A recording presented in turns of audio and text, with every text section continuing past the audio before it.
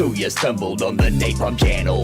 Blown fuse panel, killed and tremble. Smoke a camel, don't get anal. It's classic games all the time. Watch me rhyme, stream full time in my prime. Killing undead like I'm Rick Grimes. Stream starting soon, so let's attune. Streams in the afternoon beneath the moon, let's commune. Getting old, need a spoon when I eat my prunes. I learned to group in Black Burrow, end up in the dunes. So hit the like and the sub and the bell. I don't smell pretty swell in the dungeons where I dwell. You'll be a fan, I foretell. Shoot a spell when I yell and be my clientele.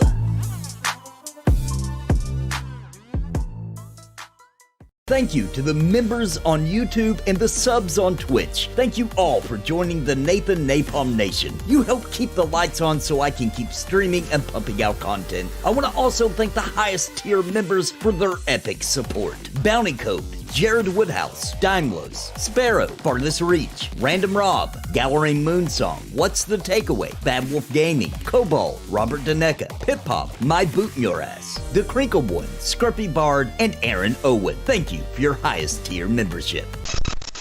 Support the Nathan Napalm with super chats or by clicking join to become a member of Napalm on YouTube, or by subbing or with bits on Twitch. Every dollar helps feed a puppet for a day and keep Nathan on the air. Thank you all so much for your support. Stream is starting soon. Oh.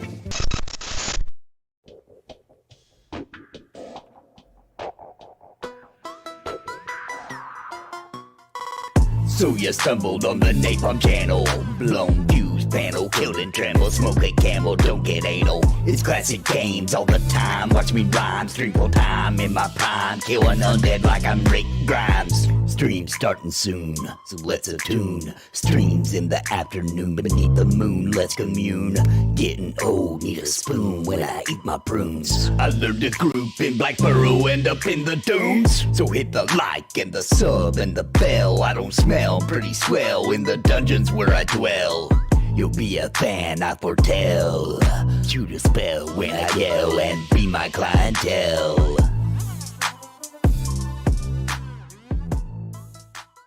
Thank you to the members on YouTube and the subs on Twitch. Thank you all for joining the Nathan Napalm Nation. You help keep the lights on so I can keep streaming and pumping out content. I want to also thank the highest tier members for their epic support. Bounty Code, Jared Woodhouse, Daimlos, Sparrow, Farthest Reach, Random Rob, Gallery Moonsong, What's the Takeaway, Bad Wolf Gaming, Cobalt, Robert Daneka, Pip Pop, My Boot in Your Ass, The Crinkle One, Scruffy Bard, and Aaron Owen. Thank you for your highest tier membership. Support the Nathan Napalm with super chats or by clicking join to become a member of Napalm on YouTube. Welcome everybody. This is episode 1 of the Nathan and Steve Show. I am Nathan, followed by my good friend, how do we word this? The longest friend of my life that I've ever had, Steve. What's up, guys? Welcome to our new show. This is brand new. This is cutting edge technology. So we realized something that nobody on the whole internet has done before.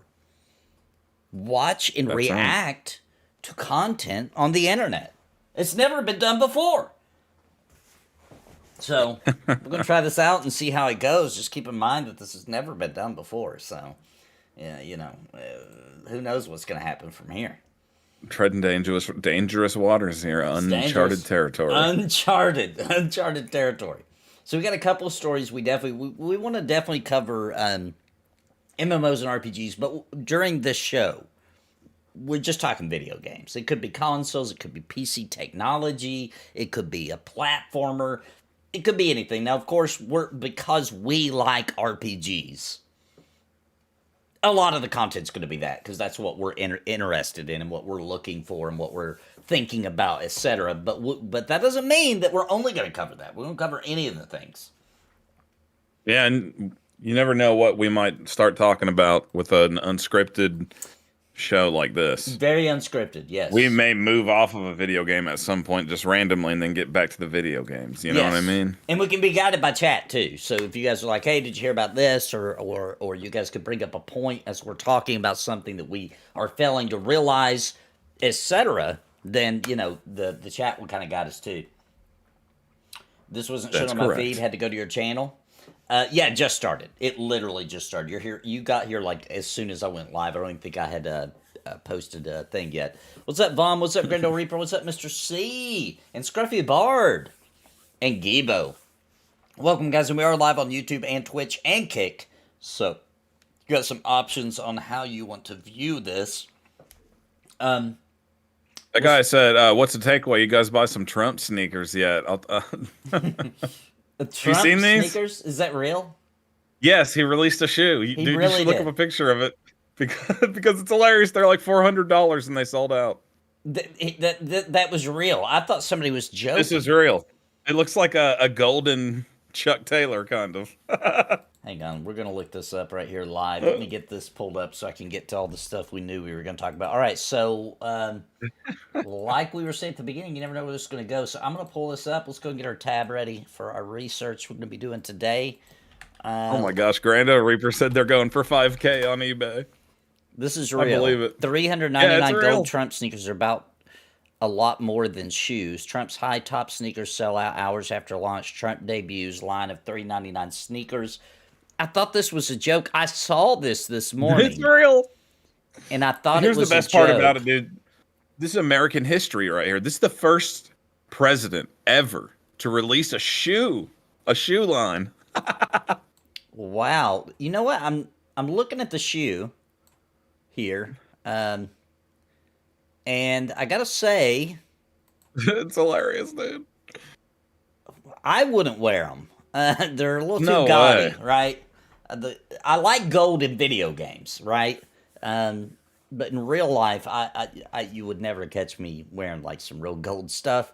I am wondering though, like who made these? Somebody made the shoes. He didn't make the shoes. You know what I'm saying? He does have a company yeah, that he makes didn't make clothes, right? Maybe. I thought.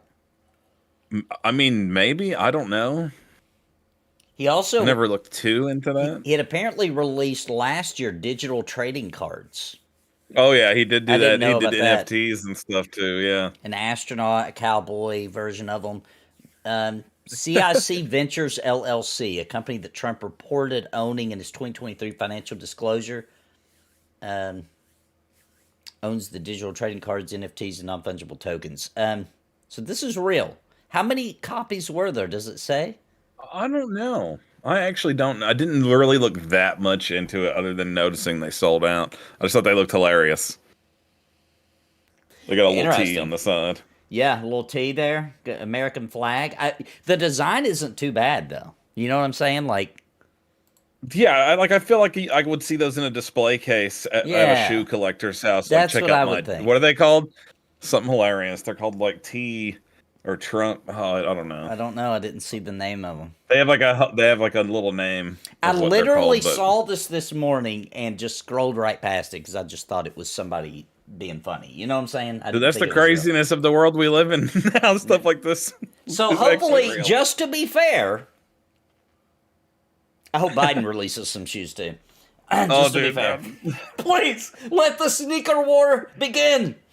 the presidential sneaker. Dude, war, I dude, think is the we most should hilarious change thing how our ever. elections work. I'm not a very political guy, but I Whoever do does think the best shoe, whoever yeah. sells the most shoes wins. They're obviously that's our next president. You know what I'm saying? Like, why not? Why not? Oh, could you imagine? That'd be so funny. You make the best shoes, you're the president. And That's that was how we the do it. first thing of the day, not video game related at all. But let's move into. There you go. I've got the video pulled up. I'll wait for you, Steve, for Blue Protocol. We're going to react Blue first. Protocol. We're talking about the MMOs coming out supposedly this year, right? And before we start watching Yeah. Blue Protocol, this little trailer for it, I want to say that this game is actually already launched in Japan. A couple things I want to state and make clear. This is a Japanese MMO, not Korean, not any other country. Japan, which has not released a ton of MMOs. Final Fantasy XI, Dragon Quest 9, is that right? Dragon Quest Online, whatever the heck. 10. 10, It's 10, number 10. Dragon Quest 10. Final Fantasy 14. And then there's like a handful that never came over here that were Yeah. just kind of like their version of like a That Dragon's Dogma Online that never came here, but it was released. Yeah, that never came here. So they don't release a lot of MMOs out of Japan. And Japan, in my opinion, makes good games. Like, there's a lot of good companies that make good video games out of Japan. So this one has me interested, and I think my wife's going to love it. Very anime looking. All right, you ready, Steve? Oh, I'm ready. All right, 3, 2, 1, play. Look at these graphics, Steve. I mean, you know I love the art style. I you don't do even too. have to hear me say it. The world of Blue Gorgeous. Protocol takes you on a heroic journey to unlock your lost memories, Always as a kid, discover your or not a true kid, identity, but early on in my team MMO up with old life, friends and new allies, always wanted there to be a cool And defeat anime graphic powerful style enemies. MMO, but to save the future. there never is. There They're never always is. like these cheap, Past. free-to-play nonsense garbage MMOs whenever they have the cool art style. Agreed. The world of 2,000 Ragnas. years in the future, a massive beast has awakened within the planet's core. I like that it's And like a threatens sci-fi, to but it still has destroy like a the really world. high fantasy vibe to it anyway. You Yeah, I awake with agree. no memory of your past, quickly finding yourself at the center of a millennia-old conflict. As the grand story unfolds, Hey, I'm gonna pause it real you'll quick. discover Cool. your true. So All right. I want to talk about how, like you just said, it's science fiction, but it's heavily rooted in high fantasy. And Yeah. this is the kind of look and feel that I always wanted Phantasy Star to go back to, right? Yeah. Yeah, I hear that. Because they went like super science fiction in all their Oh, yeah. MMO incantations, whereas like the original game, like there'd be wizards wearing robes and stuff, and they look like high fantasy characters and wore and used high fantasy type equipment mixed with some science fiction, mixed in there. In fact, when I first played Phantasy Star 3 on the Sega Genesis when I was a kid, I wasn't really even picking up too much on the sci-fi aspect of it. Like, I remember being like, "Oh, there's like cyborgs in it," and Yeah. it still felt so fantasy-esque to me. I agree. And it made it unique because it was like what you would expect out of an RPG from the 90s, but also with some futuristic stuff just kind of mixed in there in a really cool way. So that's another reason I really do like the graphics of this is how they're portraying it and mixing that from what I've seen. Anyway, all right, I'm going to hit play again. Here we go. All right. And go. True purpose and what it means to be a hero. Your adventure. It's your adventure. Explore, craft, and battle your way across Regnus. Swap between 5 unique classes to do Like, the battle weapons with are, like, fluid, high-tech, but they're, action-heavy like, combat. Fantasy Relying world on your weapons. teammates' You know what I mean? Yeah, It's kind of yeah. to complement your playstyle. It's like a fantasy And take. tailor your I mean, a character science to fiction fight take on back classic against fantasy enemies that weapons. adapt their tactics Yeah, to counter your strengths. Customize your character. What? We can customize our character? Be your own hero. I've heard that the and customization stand out is on really the good. battlefield. Dude, I'm excited Equip armor, about that. clothes, I love a good accessories, character and creator, mounts man. to fight back Sometimes that's the forces best of part of the evil, game. and customize them to look good doing it. I feel like that's something Blue we've really Protocol, missed in the options actual are nearly anime-looking limitless. games too. Is good customization. You can look how you want Yeah. and play how you that want. tank. Looking sick. And you're not alone on Regnus. Tackle Cooperative quests solo, or party up with friends and other adventurers to battle your way through epic dungeons. But It to just take looks on Blue Protocol's most so difficult dang good. challenges, you'll have to group up with other teams to defeat skyscraping monsters and earn incredible loot. That looks sweet. Blue Beautiful. Protocol And is based set on in the a trailer beautiful music, I'm fantasy expecting world good music too. with a sweeping story that'll lead you across Which Regnus awesomely to is discover almost its secrets. Always Exciting and good engaging in combat Japanese with hundreds of RPGs. unique Agreed. ability combinations, deep and diverse character customization, and fast-paced multiplayer action. The world of Regnus is unlike anything you've ever seen. Solo or with friends, get ready to bring the adventure to life in Blue Protocol. Looks really good. Like, it really does. This is the closest MMO to looking like it's an anime. You know, like the combat looks really smooth. That's what I've heard about the game, is it just feels fun to play, and that it's very reactive and instantaneous, and that there is some grind. And the other cool thing about this game makes me interested is it's actually 6 players in a group. You know, like, they didn't cheap out and make it 4. You know what I mean? Like most games are doing now. It's 6 players in a dungeon group. We'll see how it all turns out. Amazon is doing the localization and publishing it in the United States. So yeah, Amazon just needs to do their jobs and release it. Agreed. Have they already pushed it to 2027? Is that real? Shinji says that, but I haven't seen the news. Let's look it up. Oh man, that's brutal. That is brutal if that's true. I'm still seeing 2024 unless this is brand new and not been updated. Oh, okay, he said he was joking. He said he was joking. I was hopefully like, not, because all they have to do is localize it, you know, and a ton of the localization should be done. It came out in Japan at the end of last year, if I'm remembering right. So hopefully this is one we'll get to see. I have questions about this game that I don't know. I've like tried to research it, but I don't feel like I ever get a definitive answers, you know? Okay. And like, so is this like an MMO where there's not is there like people running around that you can see? Yes, this is a classic style MMO. So, you know, if you're on the same server as that person, they're in the world, then you're going to see them. The only places where you won't see other players is in dungeons. Now there may be see your group. There may be like Final open world, Fantasy kind of. Right, Final Fantasy. Yeah, there may be open world dungeons I'm not aware of. But when the game says a dungeon, it's talking about instance 6 players. You know, I'm sure there's a system so you can, you know, like there's like an outworld that you can like run around on and be like fighting monsters, and there's other people out there. That's right. Really? Yes, and open world bosses where tons of people come in. So basically, dude, this is going to be awesome. I think this is the next Final Fantasy 14 as far as popularity. This is going to be awesome, dude. And it's free to play. I heard that it wasn't pay to win though. I have heard that. Yeah, I've heard that they're using. I mean, they have to make money somehow, right? So I don't know exactly what they're going to do, especially because it may be different in the U.S. than it is in other regions.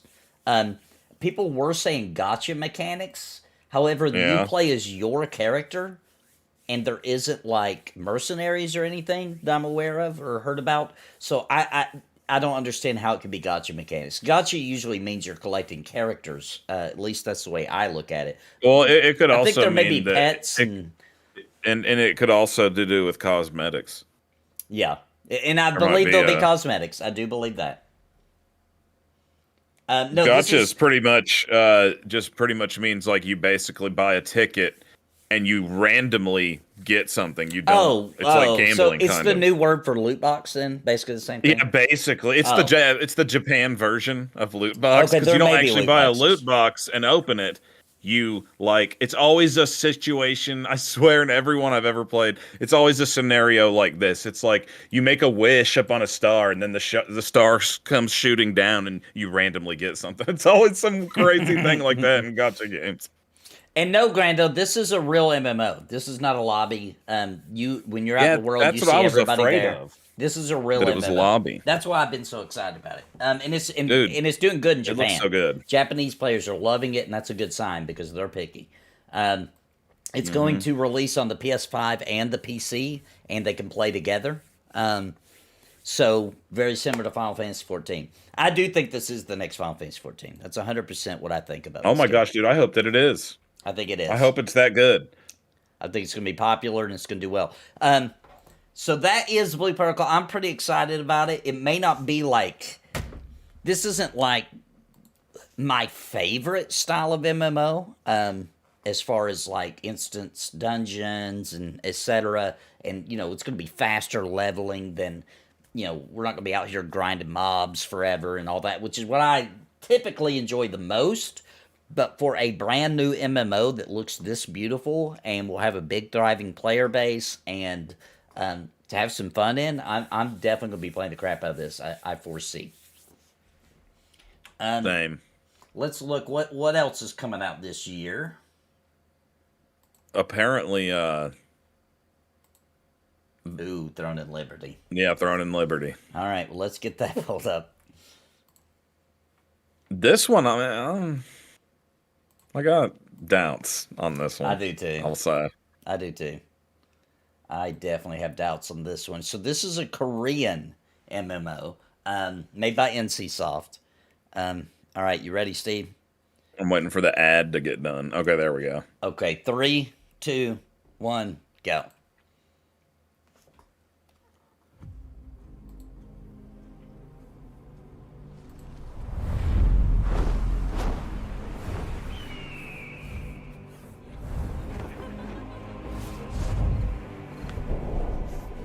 Graphics are good, obviously. Throne and Liberty has good graphics. Really cool graphics.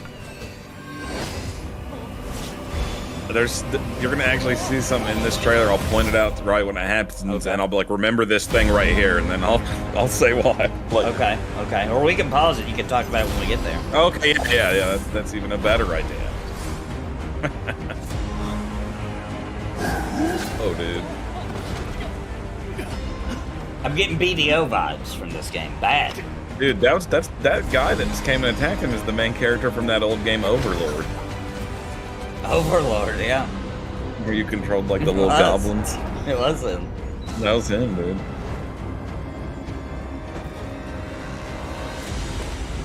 Game has really good barrel jumping.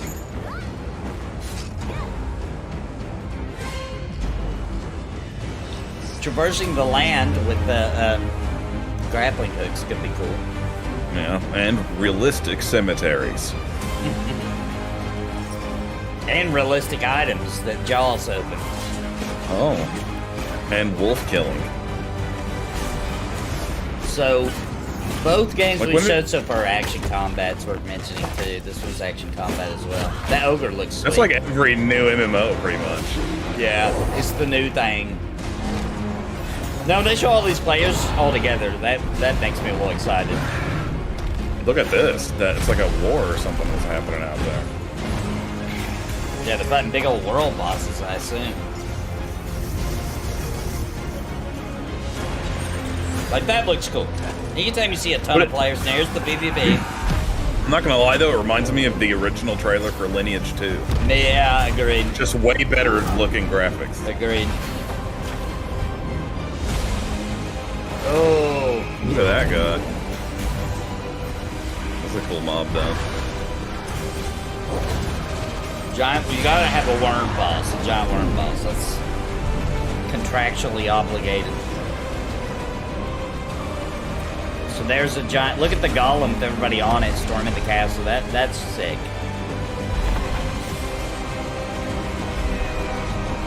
All the eagles gliding in. Wonderful music. It's not tab target, is it? No. Well, look in the chat though. Oh, it is tab target? Is it? I thought this was action combat. I mean, is that what they're saying? Yeah, it says I played this as well. It's beautiful, not big on tab target, but the PvP is heavy there. Interesting. Let's look that up. I thought it was action combat. Throne and That makes me Liberty. view this game in a different light, honestly. If that's true, then I'm definitely going to try this game.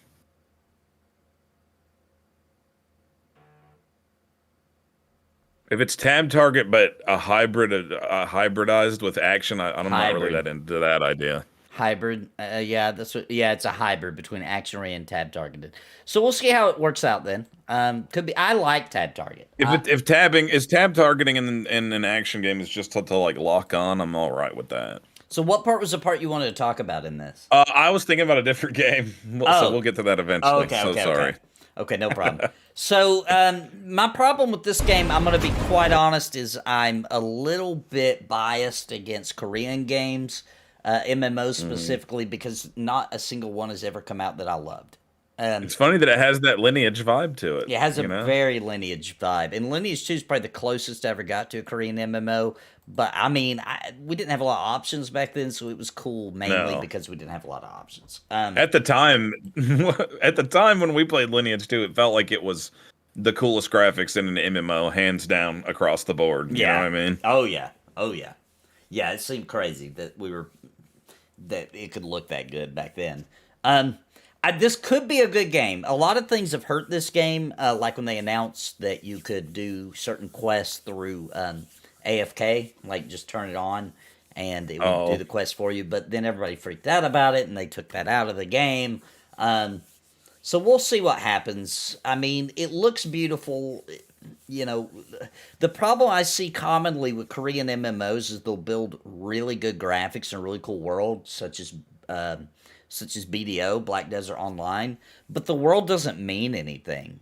You know what I mean? It's literally just there to look at while you're running through it. You know what I mean? Like, it actually doesn't serve any purpose. And I'm afraid this will be similar. Like, BDO looks pretty, but who cares? Because there's no interaction or any kind of immersion to the world. It's just pretty, and that's it. Yeah. Also, I think Throne and Liberty is going to have dungeons, but that really hurt me in BDO was the lack of dungeon content. Dude, what hurt me in BDO is something so simple, but it ruined the game for me. Like, I could not get immersed in that game just knowing the fact that to change my character's appearance, I had to spend money in the cash shop. Yeah, I agree. I'm just like, nah. Yeah, all the in-game stuff, or I mean, all the in-game, not end-game, in-game armors you get, which, you know, up until the very end of the game, is all really lame. If you want to look cool, the majority of it looks exactly the same. Yeah, it'll be like the same stuff over and over again. Yeah, but it like forces you into the cash shop to get anything that looks unique. So that's my worries with Throne of Liberty. I'm foreseeing this to do okay in America. I don't think it's going to fail. But I can't imagine myself playing it too much. I have a feeling it's just not going to be good enough. I just think it's not going to hold my attention or be immersive or, you know, it's not going to feel like the things I love about an MMO. But we'll see. I'm definitely going to play it. For me to play that, it's going to have to take like multiple people being like, dude, trust me, you got to try this game that are also playing it. That's, I think, what it's going to take for me. I'm 100% going to play it, so I will let you know for sure. And next up is one not a lot of people are talking about. It's supposedly coming out this year. And that is Chrono Odyssey. This one looks pretty freaking interesting. So I'll wait for you to get it pulled up, Steve. I got it pulled up. All right. 3, 2, 1, go. Come to PlayStation 5 and PC. I will say that this game looks really cool. It looks really good. And this is Korean as well.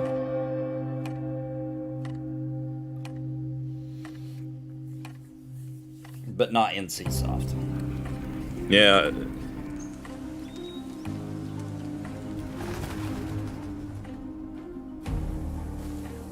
That looks nuts. Yeah.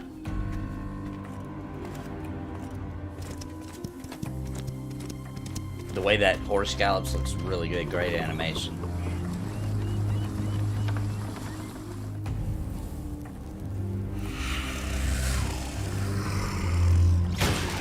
Like, to me, for some reason, this one just doesn't have that same, like, crappy Korean MMO vibe. I agree. To it, like, so many of them do. I agree. This feels more my style. The combat it's showing looks like it's got pace to it. You know, the pacing and timing. Mm-hmm. I wonder if you really can climb in this game, if that was just for this. You know what I'm saying? Just for that little shot. That'd be pretty cool if you could. The skeletons are freaking awesome. That was obviously in a dungeon. Also, I'd like to mention. Like, you see how, like, they're timing out these attacks. Like, there's time for you to... Yeah. It's not almost just like a Souls-like. Yeah, a little bit of a Souls kind of feel.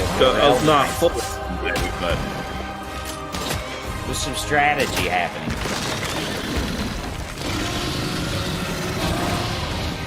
like this. Look at that. It's cool. That boss looks awesome. I don't care who you are. That looks dang cool.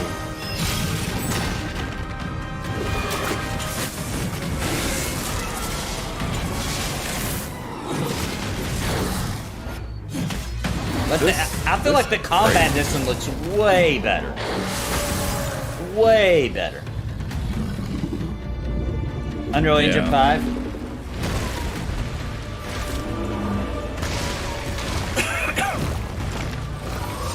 Freaking dragon, boys.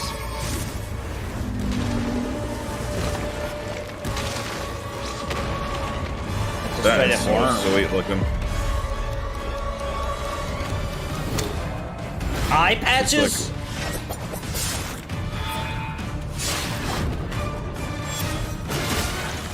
That looked good. That's revolutionary. That looked good.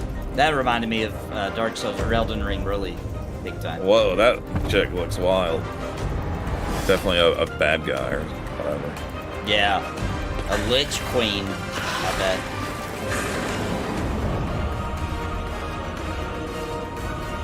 iPad's confirmed. I'm buying it.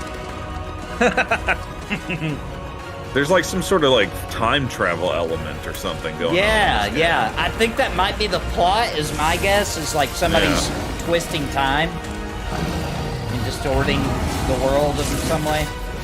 And you're trying to probably stop it.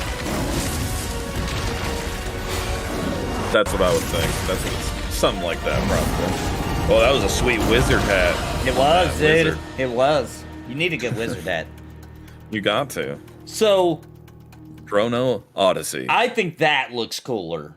I think it looks cool too. I do too. Now we got. I may want to try that.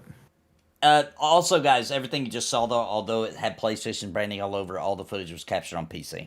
Just so you know. But yeah, I think this looks really good. You see some weather effects that look good. It shows their night and day cycle there at the beginning, real quick. Really good shading, great graphics. Looks like better pacing in the combat. I think the combat looks leagues more fun than what I can tell. At least what I've been shown in Throne and Liberty. This is super my cup of tea. It looks like. Yeah, it looks so good. That part where that guy's walking through the wind blowing in those fields. Yeah, dude. It's crazy looking. Yes. And the horse when he's on the mount. And they showed some ship riding, which I'm showing right now. Like, that... I don't know. Do you think there's really ships, or do you think that's just for, like... It's hard to say at this point. You know what I mean? Yeah, it's hard to say at this point. That would be cool if there was even boat riding in it like that. I don't know if there's information. I hope it's not a lobby game that would kind of put a big nail in me enjoying it. Oh, yeah, me too. Chrono Odyssey. How should we try to search and find that out? Let's just type in lobby game. See if anything comes up. No, it's an open world MMO. Is it really? Yeah, so it's not anything lobbied or anything lame. Wow. Let's see if we can be nuts. find out how many people are in a group. How many people in a group? 6 classes, no gender lock. That's good. I'm trying to find out how many people can be in a party together. I bet you it's 4. It doesn't really say. Probably. I would guess 4, though, just because that's really easy to balance. So that's why everybody's doing it. You got a healer, you got a tank, you got 2 DPS. Like, I bet you it's 4. I can't find anything that says that for a fact, so don't take my word for it. I'm just taking a wild I see that it claims it supports up to 200 players, it says. So maybe it maxes out how many people show in an instance. You know what I'm saying? Yeah. Like, in a Like shard. around in the world or whatever. Yeah, like, or a channel or however. Which is a little annoying, because like you get all that weird stuff where you can't see a party member and stuff. Yeah, and you're like, oh, you have to switch to channel 2. That's where I'm at. Yeah. That stuff's so annoying, and that's very Korean and saves them a lot of strain on the servers. So, map size, there's really not a ton of information. They've been very selective with information about this game from everything I could find. So I am not sure about how big the game is, all that kind of stuff. All I know is the combat looks good enough and the graphics look cool enough that I will definitely be giving it a try. Yeah, This is definitely. on my radar. And those are the three big ones. There's a few random other ones, but those are really Well, there's big what that ones. one is kind of could be interesting depending on how it feels when you're playing it. But that game called Pax Day, have you heard of that? Oh, but is that supposed to come out this year? I don't know. Let's look I at that. thought it was. I Pax could be Day, wrong. It's like a survival MMO, I think. Yeah. Pax Day looks really good. No, But it no looks date cool set. though. I think it looks cool. It is planning on going to early access in spring of 2024, though. So playable around that time. Yeah. Pax Day looks pretty Wonder good. if that will be good. Here, I'll drop a. Let's watch a Sometimes trailer. the for survival that. stuff. I'll drop a link of the one I've got pulled up here in our Discord, Steve. And we'll watch. All right. We'll watch that real quick. The Pax Day trailer. This game does look good. I gotta wait for the ads to get done. All right, let me know when you're ready. Are you going to be able to All right, handle all the right, hundreds I'm of ready. different currency items? Yeah. It's definitely going to have that. Yeah, 100%. No extraction mode. No. Yeah, Witcher played PAX Day Open Alpha and loved it. All right, here we go. You ready? Mm-hmm. 3, Yep. 2, 1, go. Oh, turn on the volume.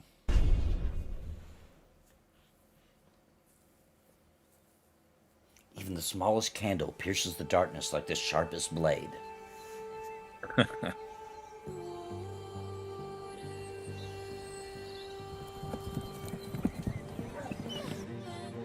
This is where we belong. No, I think it's tasteful survivor Exploring elements. I don't this think it's like vast the and annoying wondrous amount. world.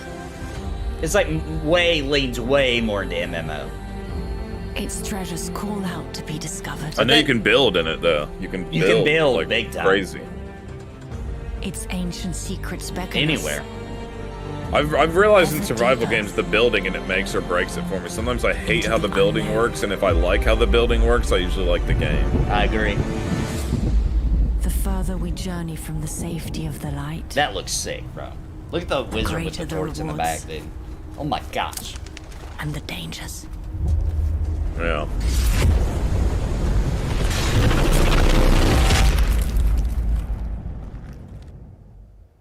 This world, it is for us. PAX Day is a real Here, open world, together. beautiful graphics We can Ultima build Online. ourselves a home. Yeah, that's what I'm hoping for out of it. That's super what it's going for. What world will you make?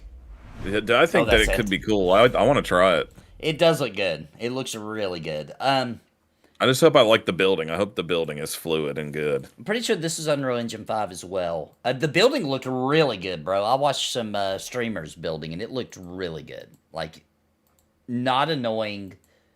Witcher says the building is what I love. The combat wasn't polished yet. Yeah. The combat still needs a lot of Alright. work, but the building and all that is fairly competent already. Cool. So yeah, I'm looking forward to this one too. I just find it a little hard to believe that we're going to have a really, really meaty early access that soon. I mean, I hope we do, but I'm reserving my my feelings before I put my feelings on the line on that one. Yeah, Well, that makes sense.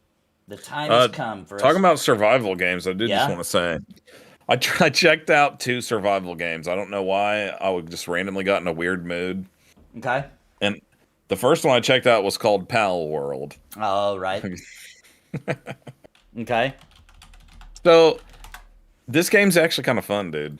I'm not gonna lie. Okay. Like I know it's not finished yet. Obviously, it's like Right. early access or whatever. But these guys, if they really make a full game out of this properly, they're really on to something, I think, because the building is really easy, right? It's not that hard to do. It's not a huge pain like in some games. And I know that there's some controversy about you making stuff into slaves, you know? Right. But they like already went in and changed it to where you can't like enslave humans and stuff now. Yeah. But I don't know, dude. It doesn't really feel like you're being a slave driver in it because it's like I don't know. It just brings elements of like a real-time strategy because you can have like your guys like mining for you and like getting your wood and all that stuff. Yeah, that's what they did. That's what they intended. You know, we're just dramatic. You know what I mean? Like, we're super dramatic. So, I mean, I'm going to have to try it. I'm just going to have to. Dude, if you do, let me play with you. Okay, yeah, we'll set up a day. Because this game would be way fun with two people compared to one. I'll say that. Let's do that. Let's set up a day and we'll try it out together. I've not played it at all yet, but a lot of people in my community like it. It's surprising how fun it is, dude. I didn't think that it would be. And the other game I tried was Enshrouded. Oh, Enshrouded's good, dude. I like it. Dude, I like, I'm having a hard time in that one, man. You don't like it? It's not that I don't like it. I haven't really gave it enough of a shot yet. Like, I really need to sit down and, like, learn how to play it. You know what I mean? Right. Like, it's a little more... The thing I like about Pal World, and I know they're, like, way different kind of games, but Pal World is really good about teaching you how to play the game that you're about to play. Yeah, Enshrouded is you know what I mean? Like, yeah, figure it out kind of thing. Or it assumes that you're already super familiar with some basic things, you know, which I don't play a lot of survival games, so, but I don't either. Enshrouded's really good, mainly to me because it leans so much heavier on the RPG elements than the survival. Which I think is cool, too. Which I really like, and... Dude, like, they're the guy in the videos, like, all building a house and stuff. I could not figure out how to do any of that kind of stuff. Well, you got to unlock. So this game, it's kind of like, you got to think of it like Final Fantasy 14, where you got to, like, hit certain story beats to unlock certain things. So, like... okay. So in this game, you have to, like, get further in the story sometimes to be able to do other things. That's okay, right. gotcha. That's right. Yeah. So you'll unlock. You'll like go and you'll save people that have different skills that allow you to do different things, build different forges and stuff like that, so that you can make the items you need to build and etc. It's actually a pretty good game. I like it a lot. I'm gonna start streaming it again here soon. What's up, Michael King? I have it, so I can play. Yeah, well, dude, you should join my world and we'll play together. I've started a trailer park. Oh, that would be awesome. So I'm trying to build a nice little trailer park. But let's move on. We got to talk a little bit about. So Microsoft finally came out with it. Yeah, I saw that. Their information about this whole bringing their games to PlayStation. And they mentioned the Switch too. So let's pull up that video here, or a response to this guy. Xbox response to exclusives come to PS5 and more. From Game Ranks. Let me know when you're ready, Steve. I'm ready. All right, 3, 2, 1, go. Hey folks, today is Friday, February 16th, 2024. As usual, my name is Jake Baldino, here to talk about all the video game news that has been going on this week.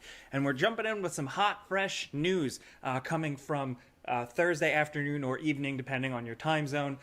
We finally got word from Xbox. We've talked about the rumors from the last week or so rumbling around that Xbox was changing their console plans, changing their exclusivity plans, and putting games on other consoles. Xbox announced this business event. We love a business event, don't we? Isn't that just the most sexy, exciting sounding thing? Well, they held this little podcast event, and here's the gist. Long story short, it seems to not be as big of a departure as like all the rumors that were reported and suggested. See, I told you guys to take this with a grain of salt. So Xbox confirmed that they are not going full multi-platform or, devaluing an Xbox console or anything like that. Just highlighting that the current plan is 4 select games that makes sense. Multi-platform to help bring more attention to the games. There's some games you've got to go multi-platform, right? They didn't say what those 4 games are, though. Elder Scrolls. They said that the teams wanted to announce them themselves. You think? Okay, sure. then. I feel like this should have been an email. It doesn't make sense not to.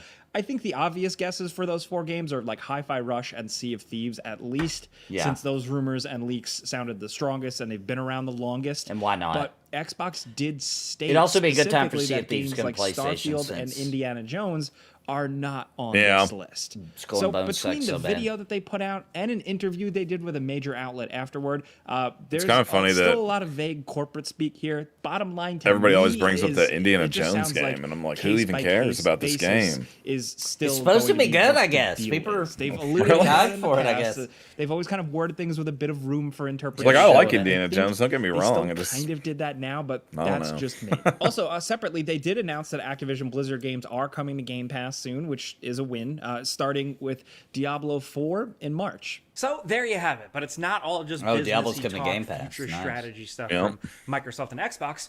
We got some Sony stuff too. So there was a big financial earnings call thing, business talk this week, and head of Sony Interactive Entertainment, like the Yeah, whole this thing was in ugly, Japan, dude. Hiroki Totoki went on record about. I'm gonna a pause lot it of right here.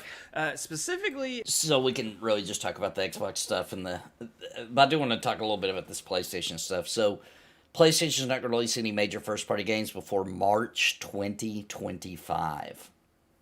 What the hell are they doing? Like, think of how many Dude. Nintendo games come out in a year. Oh yeah, it's hard to even keep track, Like- honestly. And I saw another thing today about like where Sony kind of responded to the like if Xbox isn't around, right, then Sony's gonna suck. You know what I mean? Because they won't have that major competition. Because Nintendo's kind of doing their own thing, right? And Sony like responded and was like, no, our corporate policies wouldn't allow us to do that. We always strive to push the video game industry further. Where is it, bro? But where is it? Where are you doing this at? Like, what games are you gonna re-release Last of Us again? Like, what are you talking about? You know what I mean? Like, what are they doing? Where's the games? Where's the games, bro? Yeah, it is odd. Third party They've is holding this barely together. put out anything. It's been pathetic, is what it's been. I mean, what have they done? God of War, God of War, which was Horizon, the Ratchet and Clank. Yep. What And else? those Is were that all all? towards the Is that it? beginning. Those were towards the beginning too, right? Like those Has came there out. even been anything else? I can't think of anything else. Sony playing grab ass. I feel like they are. Like they're just like. This has been a very pathetic generation for consoles, in my opinion. It's been besides. I'm leaving out Nintendo because Nintendo, I think, really showed up and showed out. But they're a hybrid, mix between a handheld and console, so they're kind of in a league of their own. So this was really on Microsoft and Sony to show up and show out, and they just suck. Yeah. This was not good. I was not impressed at all. So many dead great franchises: Dino Crisis, Parasite Eve, Granda. Yeah, Legend of Dragoon. definitely. Yeah, Legend of Dragoon. What the heck? That's actually a Sony one. Legend of Dragoon. That's actually straight up did they Sony. not? Why did they not do something with that?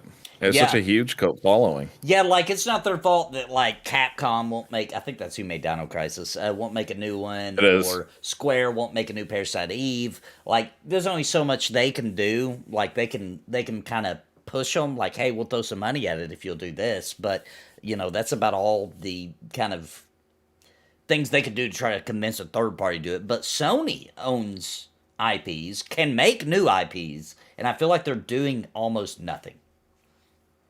Yeah. Agreed.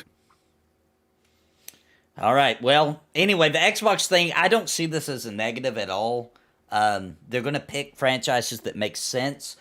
I doubt we're going to see God of War come to PlayStation, right? I doubt we're going to see. There was rumors of Gears of War. Maybe, though. Maybe. Maybe.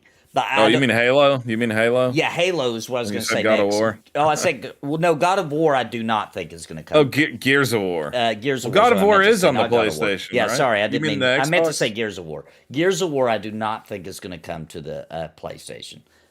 There was a rumor that it would. That'd be crazy. Halo is definitely not going to go. No. That's very that's. I wish Gears of War that's was, branding. though.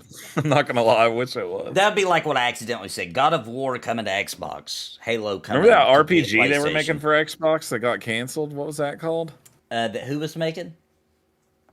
It was getting made for Xbox and it got canceled. They were making a big deal about it before the Xbox One came out, and then it eventually got canceled. It had to do with dragons and stuff. Oh, you're talking about that one where you could ride the dragon, get off the dragon, all that? I don't know if it involved that. That was supposed to come out on the Xbox One. Yeah. This game I'm talking about. Yeah. That's what I bet you that is what you're talking about. It got canceled. So yeah, I don't know. Dark Cloud, was that Sony? Was it? I don't remember. I think Dark Cloud was that developer that went on to make Ni no Kuni and the Wrath of the White Witch. It was published by Sony Interactive. Oh, okay. But Level 5 made it, right? Yeah, Level 5 made it. Okay, cool. Published by Sony Interactive. Interesting. Which that's what Sony should be doing, is more publishing deals to get things localized and et cetera, and make sure that they're of quality to be like, set pieces for their console. And we're just really not getting hardly any of that, man. It freaking sucks. Yeah, it's weird. I feel like we're in some kind of time warp, and then all of a sudden they're like talking about the PS6. Yeah. I don't want to hear about the PS6. I won't be honest. Like, I'm still waiting for the PS5 to be good. Yeah. The other big news is Final Fantasy VII Remake. Oh, Part 3. A release date window on this? It's been hinted at. So let's take a look at this. He dropped a hint for Part 3, which will be the final installment, because Rebirth is the second one, coming out on the 29th. The third one will be the final one to finish up the remake. He said might be out by early 2028. That's about what I had hoped. 4 years? That's about what I thought it would be, actually. Not even hoped. Wow, that's a ways away. That's about how long it took. Didn't Remake come out in 2020? So 2024, we got Rebirth. 2028, we'll get Reunion or whatever. Which somebody brought up a good point in my comments. I don't know if it will be called Reunion because Crisis Core. Yeah, Crisis Core was called Reunion, so that may not be what Maybe it'll just be called Reissue. Reissue. So he was quizzed about Part 3, to which he said he's unable to divulge too much.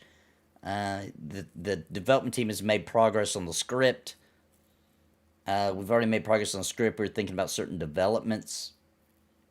When we got to the end of the development for Remake, we started talking about a sequel, and I think we can say that we're in the same situation today. So they had started Rebirth before Remake came out, and basically they've started the third one before Rebirth comes out. Makes sense.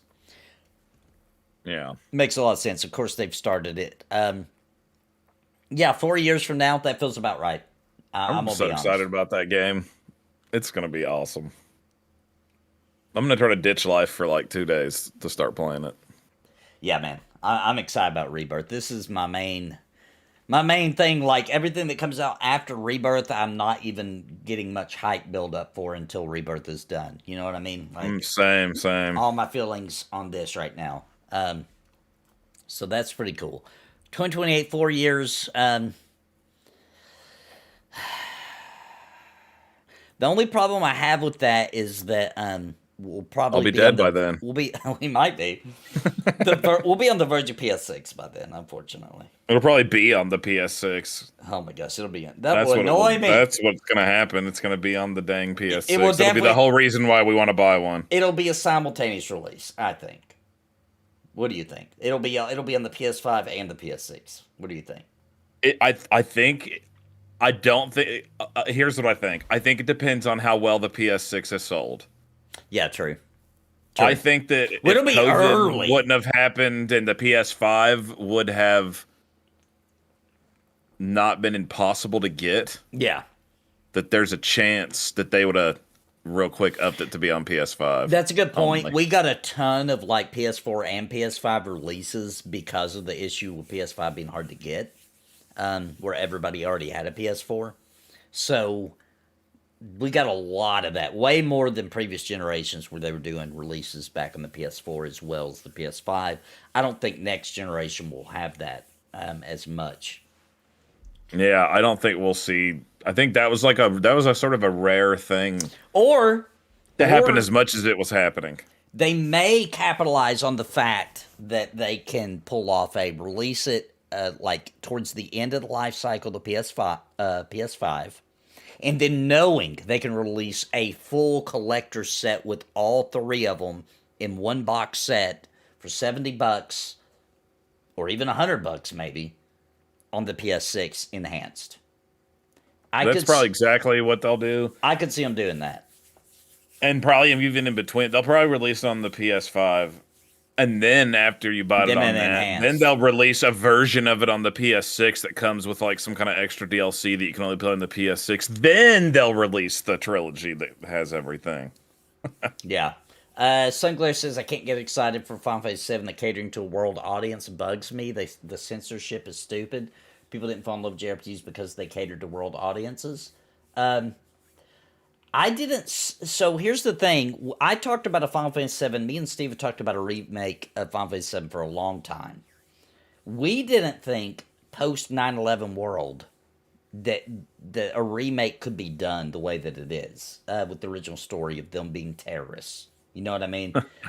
They did, and they left in, which, you know, you could argue that it makes more sense now than it did in 97 to do that it was more controversial in 97. I would argue that it's riskier to put this in your game in a way that is obviously meant to be funny with the cloud cross-dressing thing. It's presented in a way that is genuinely meant to make you laugh a little bit, right? And see this big tough guy dressed up in a dress, right? And that was from the original game. They didn't add that for some woke thing or nothing like that. I didn't really, I mean, for censorship, they made, I'm trying to think of all the things. They made Tifa's boobs smaller. But to be honest, made her outfit slightly different. A little bit, yeah. But I thought that it looked good, and I thought it looked tasteful. And her boobs are still I actually gargantuan. didn't mind it. You know what I'm saying? It's not like they made her have realistic boobs. Her boobs are still gargantuan. They did take out that part in the Rebirth. You can't find her underwear. I did notice that. Yeah, I'm not gonna die over that. You never got to sleep not with being Tifa. in the game. That was never in the game. Yeah, here's my thing about this game. Like, I'm actually really against censorship in games, but in this situation, I don't really view it as censorship since they're creating this remake from scratch and then they're deciding how they want it to be portrayed in their game. It would be one thing if they made this game in Japan and then they brought it over to America and censored stuff from the release of it. That would actually bother me. That's the kind of censorship that really bothers me. And they used to do that a lot. Now, it's possible somebody could do a remake and dumb stuff down to a point where I'm like, oh my god. But I don't feel like Final Fantasy VII's really guilty of that. They're just like taking out some random, weird, pervy stuff that's in the game that doesn't make or break the game, in my opinion. Like that part where all those buff dudes get up on you in the honeymoon hotel. Remember that? Yeah. Yeah. That was not in the new version. Yeah, I didn't feel the censorship bug. I was more offended by Final Fantasy VIII Remaster Siren, for example, where they... Yeah, that was more annoying to me. Once again, they freaking... that bothers me more than... And in that game, they added they made it to where Renoa had a little undershirt on. Yeah! Now that really? bothered me That one was because absurd. in Japan they didn't, and then for American they're like, "Oh, Americans better not show them some cleavage." You know what I mean? That pissed me off. It didn't piss me off. Like I literally was playing the Rebirth demo specifically to show my wife that joke about the what does it call it in the game? Orthopedic underwear? Isn't that what it calls it? Oh yeah. I wanted her to see that because it's hilarious, right? And it wasn't there. And I was like, oh, man, they took that part out. So it's kind of lame. It still has the part where they're like, we're going to rip them off. No, we're going to smash them off. Yeah, I'll stop Don them Corneo's off. in the game. And he's all like, yeah, dude.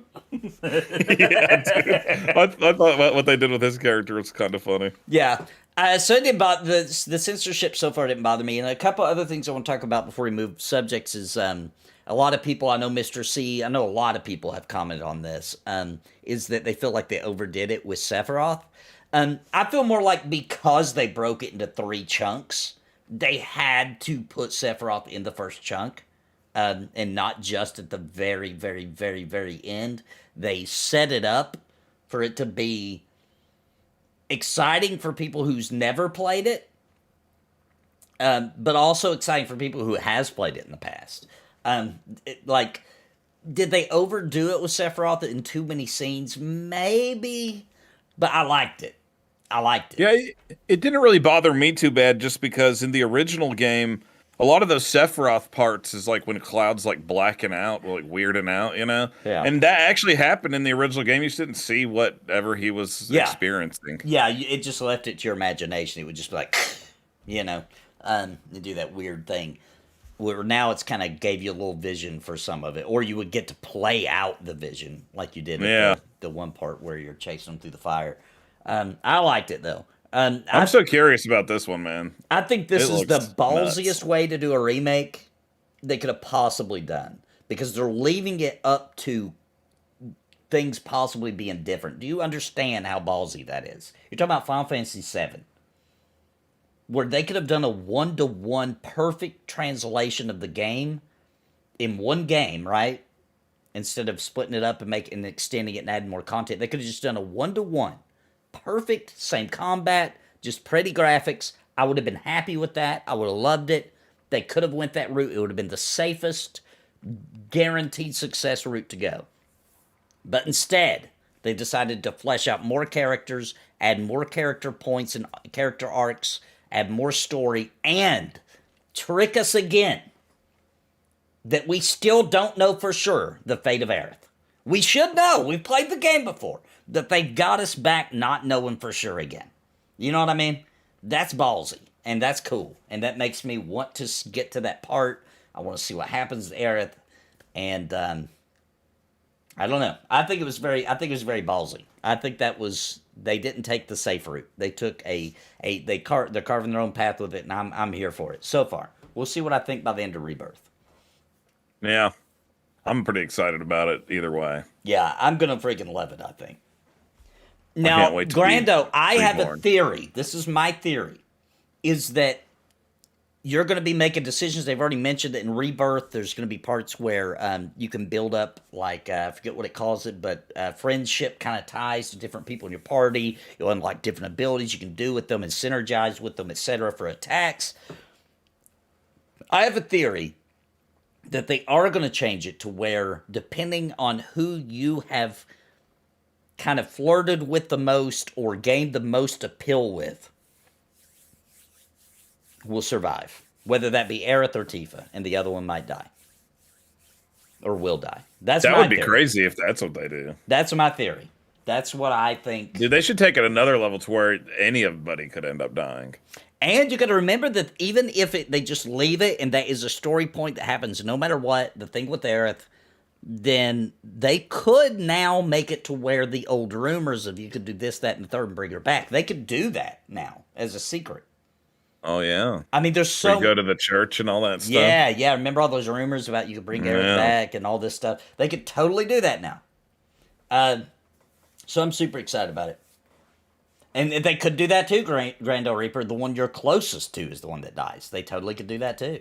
I think Kate Seath will die. I think they would. I think they would want you to feel guilty for not paying as much attention to the other one and get the most emotional response out of you. And I think that would be crazy. You know what I mean? Like it would feel like that was your fault. You know what I mean? And so it would feel more emotional. In any case, excited for Rebirth. I think it's gonna be great. Agreed. All right, now for some weird news, guys. I can't believe this is happening. So last Friday I said I can't believe we live in a universe where things like Skull and Bones is happening. Well, even weirder than that is that there's an indie game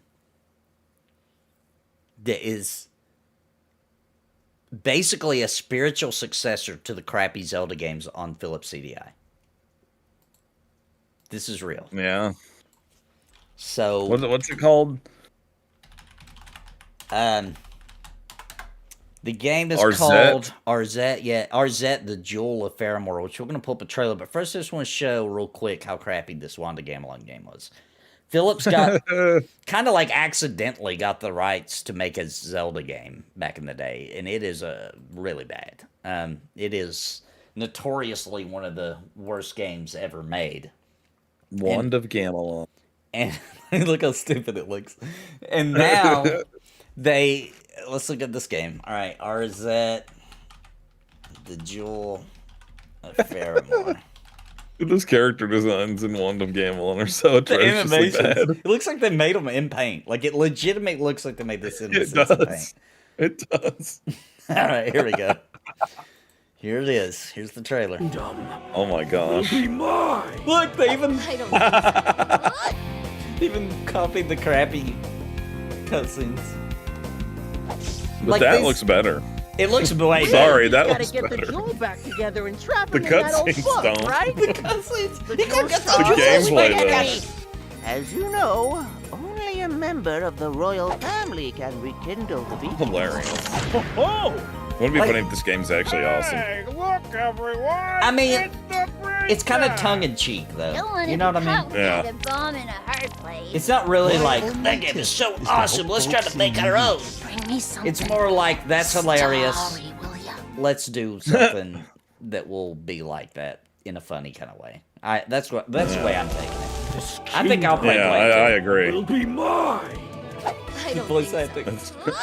It's so hilarious. It'll be Arzette. mine. I don't think so. We just gotta get the jewel Look back at her together go. and trap him in that old book, right? The jewel shards are with the enemy. Arzette. As you know, only a What do you think, member Steve? of- Are you gonna play this game? Arzette? Probably not. I'm gonna be honest. Oh, I think Mr. C's already playing it. He says I've Oh. enjoyed it so far. I'm maybe halfway through. I think I may get this. It's not that I wouldn't play it. It's just It's so dumb. it's not gonna make it to. It's just not gonna make it there for me. I have a limited resources dedicated to games. Understood. But I can't believe this is happening. Who even thought of that? Who you know what I mean? Like somebody actually sat down and spent the time to do that. It's hilarious. It looks like an okay platformer, though. I mean, I'm not gonna lie.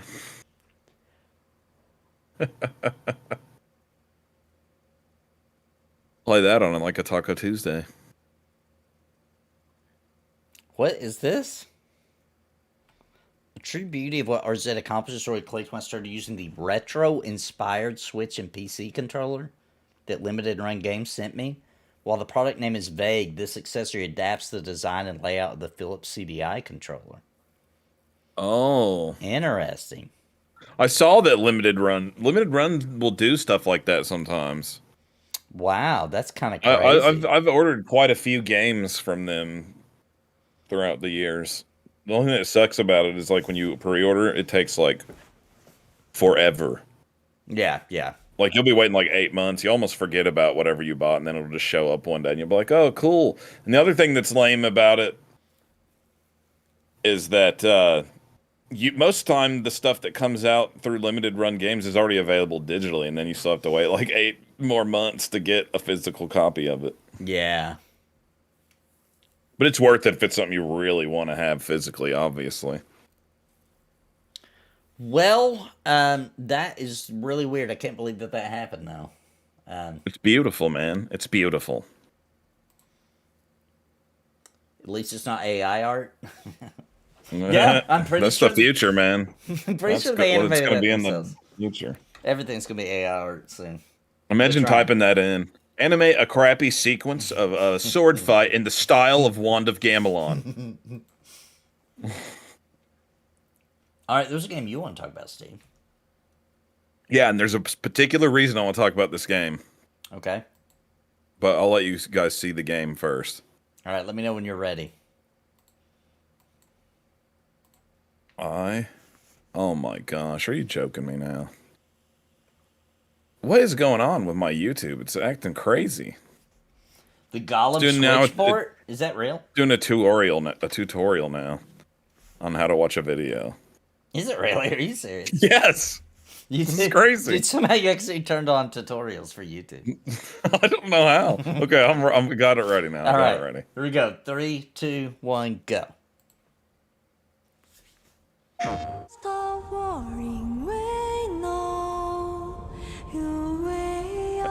Are you familiar with this game? A little bit. This game actually looks way cooler than I thought it was gonna be when they first announced it. This is by Sony Interactive. But it's made by this Korean developer. Oh, that's right. Yeah. They're just publishing it, probably localizing it then. Welcome to the world booty of shot. Stellar Blade. Yeah. The story begins on post-apocalyptic Earth, where a mysterious enemy called the Natiba has forced the human race to flee to an off-world colony.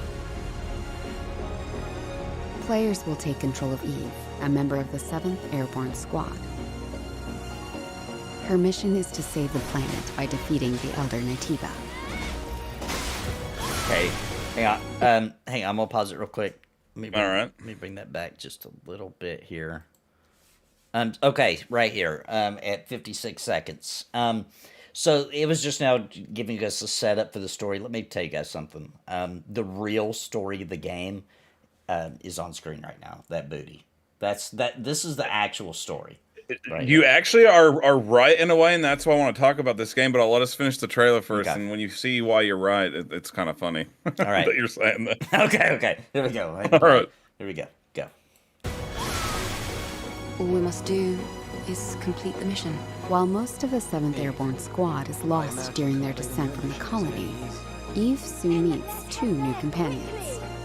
Adam, born on Earth, is in pursuit of an energy source called hypercell. Make sure to stay cautious. It's where the Alpha Natiba is. So this must be 8 or 7. And this video just came out today, by the way. Lily, a member of the 5th Airborne Squad, provides engineering support. Lily Artemis II. Then I can be your engineering support. She puts her technical knowledge to use by upgrading Eve's equipment throughout the game. Here. Done. Something does feel different.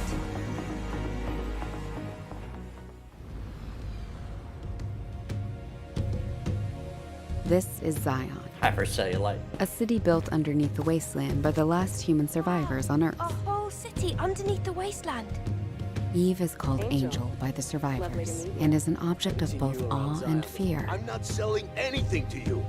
They'll seem a bit wary at first, I but will gradually loosen up. I thought as this Eve game is was just going to be committed like a rebuilding the city. stereotypical like level-to-level action game, like a Bayonetta. But dude, it's like a big open world like action RPG The basically. survivors will sometimes ask Eve for help. Please save my younger sister. The developer was heavily inspired by Nier. Oh, good place to get some Their inspiration requests from. will often lead her to the wasteland and the Great Desert.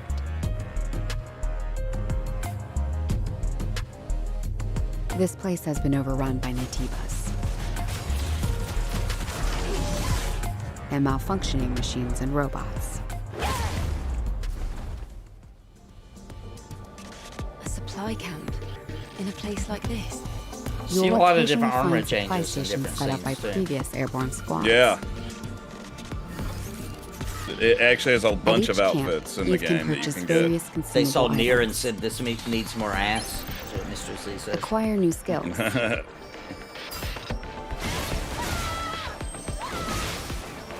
Upgrade equipment, and more.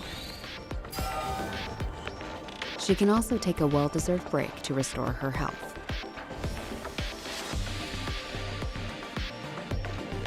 Eve will often encounter people in need, and other non-human beings who may need her help. Some of these droids look cool. Whether to Yeah. assist or ignore them is entirely up to the player. On her journey to defeat the Elder Natiba, Eve will sometimes encounter hostile survivors. Or Oh snap. That's old Barnabas. something worse. That's old Barnabas. I knew that dog got out and ran off to somewhere. What are you going to do after you defeat the Alpha Natiba? All airborne squad Seen him members run out of the exist trailer for one park. I sole wonder where he went. purpose. You mean extinction of all nativus, right? He's just out running around, I Think of guess. the point of your existence is to snuff out another species. It is not an easy fight. It's fine. I can do this alone. It won't be easy. Angel. That's the unofficial name for members of the Eve Airborne Squad. Yeah, this looks infinitely more interesting than the first trailer I saw for it. Where I, like you, thought this was just going to be another and I Bayonetta will make Blade it pay. copy. Yeah, that's what I thought, for sure.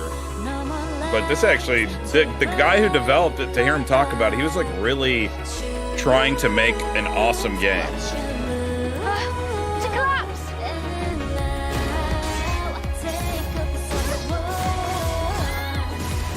The drone is different. This is no longer the drone you knew.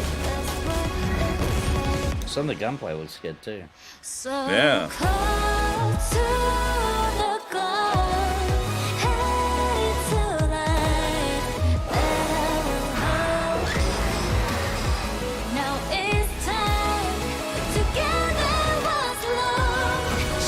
That music.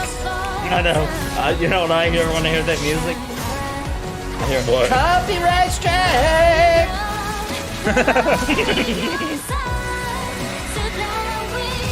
Oh, I think she was straight up naked.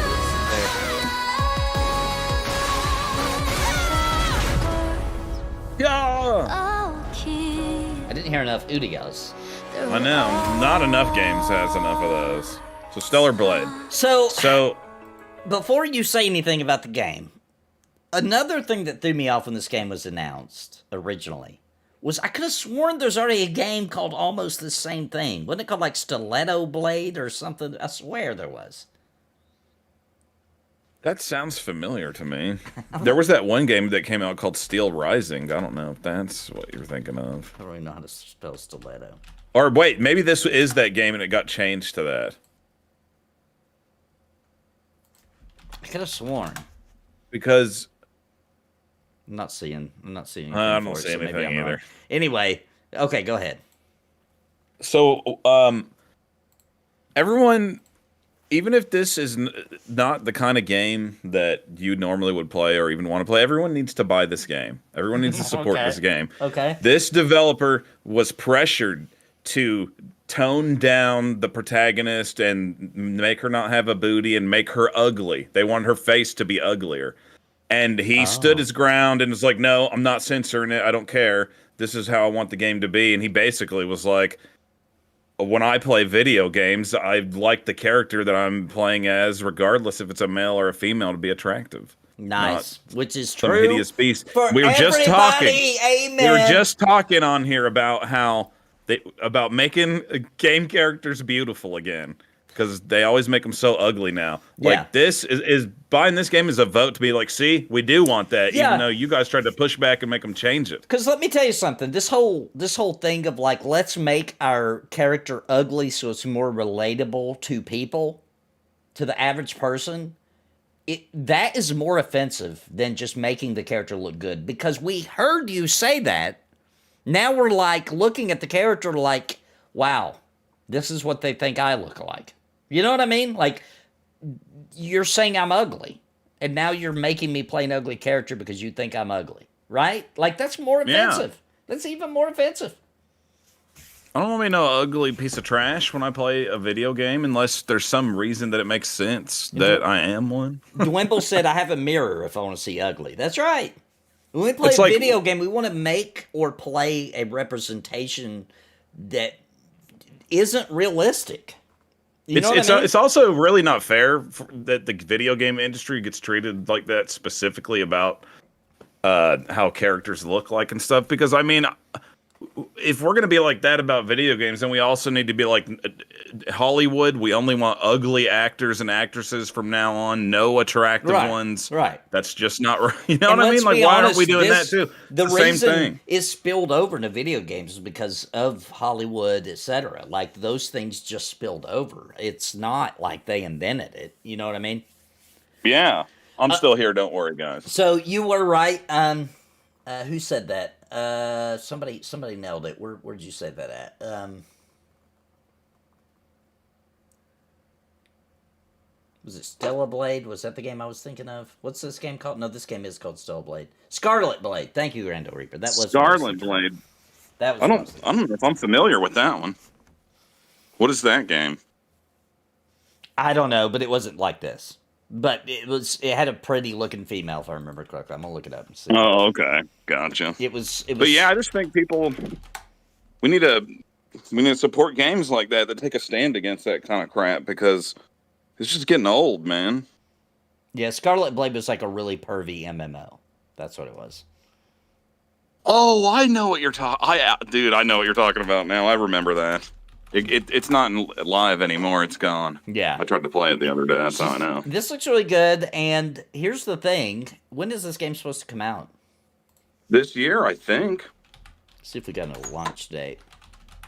I mean, this is an open world action RPG.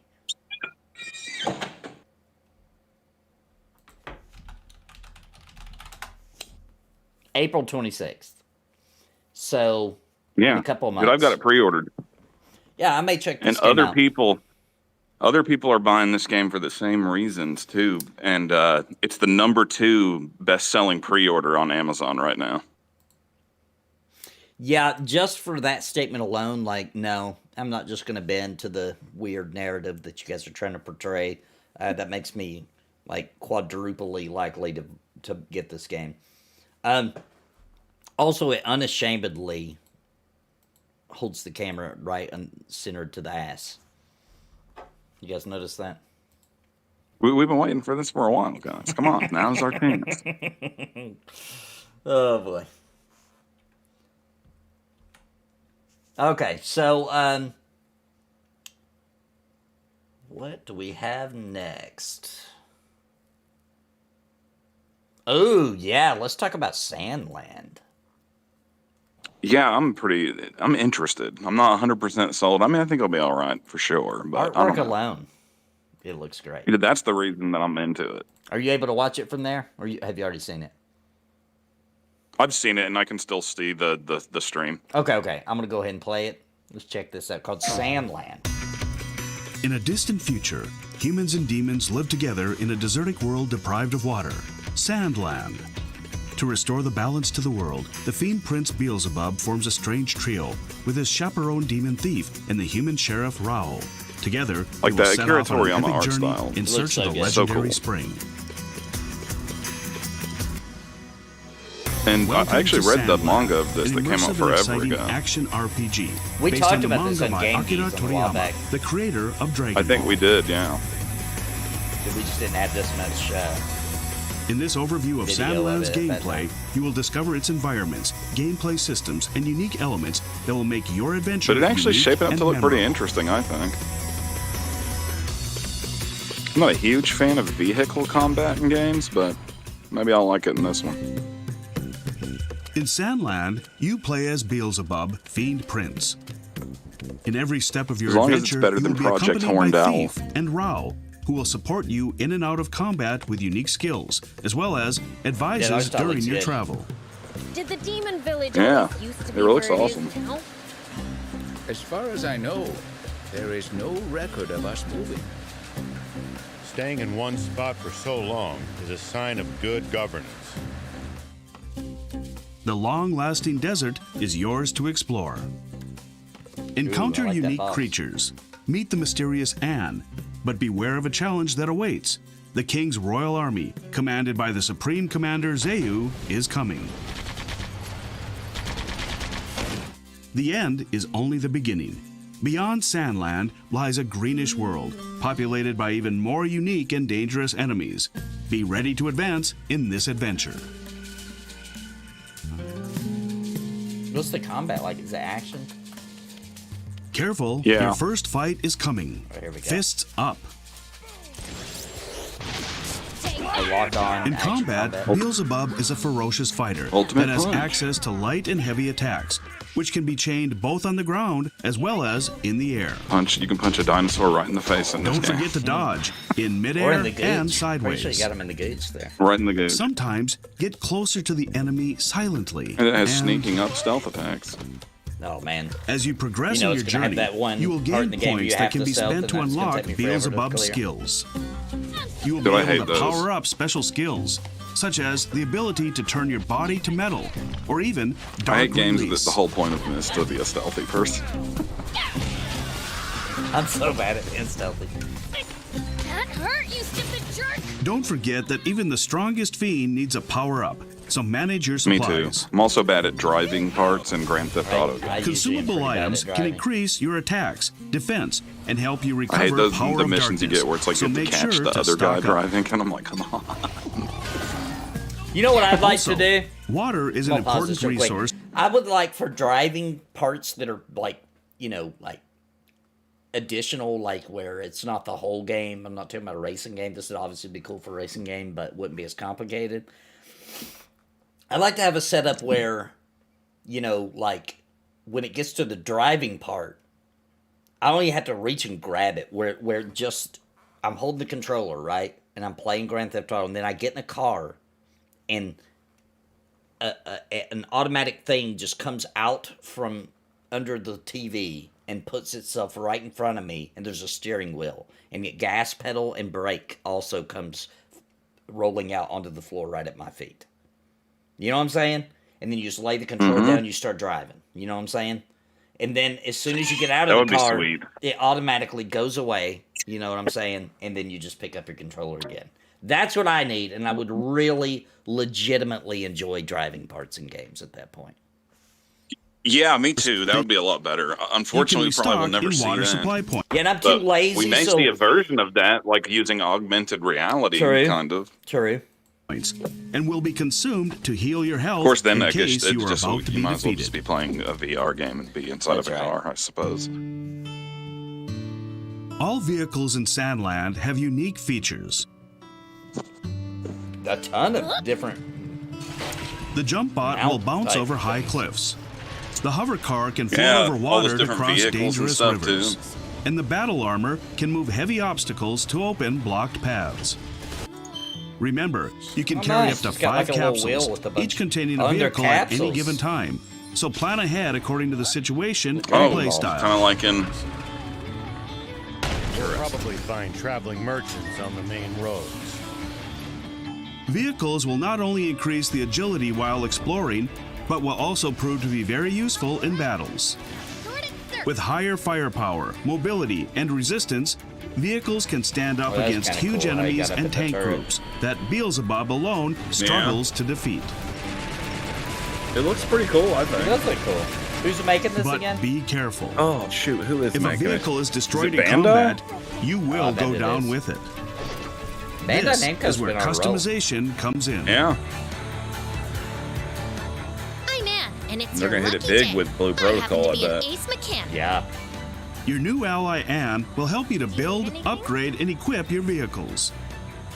Vehicles can be equipped with powerful and different weapons, such Well, you as can rocket upgrade your launchers, vehicle and lasers, stuff. machine guns, and shotguns. Yeah, that's so you cool. can be sure to always have the right tool for the occasion. Weapons are So I not the remember in only the part manga, of they're just like vehicles that riding you can around in the customize. desert in a big tank all the Engines time. and suspensions will affect driving I and think boosting the performance, reason while that option this parts guy's will art unlock style special is performances. really just looks so good in video game Customize these format various is, parts and make your vehicles more... It's because of the texture work that is being done to give it a gritty kind of look to it. Like, see how these little details, like that's the way he draws. So Yeah, it's he really does. cool to see that they put that much detail into the texture work to make it look like his drawings. Yeah. Because, like, I love Blue Dragon on the 360, which I felt like was the first video game adaptation that looked like his style, for real.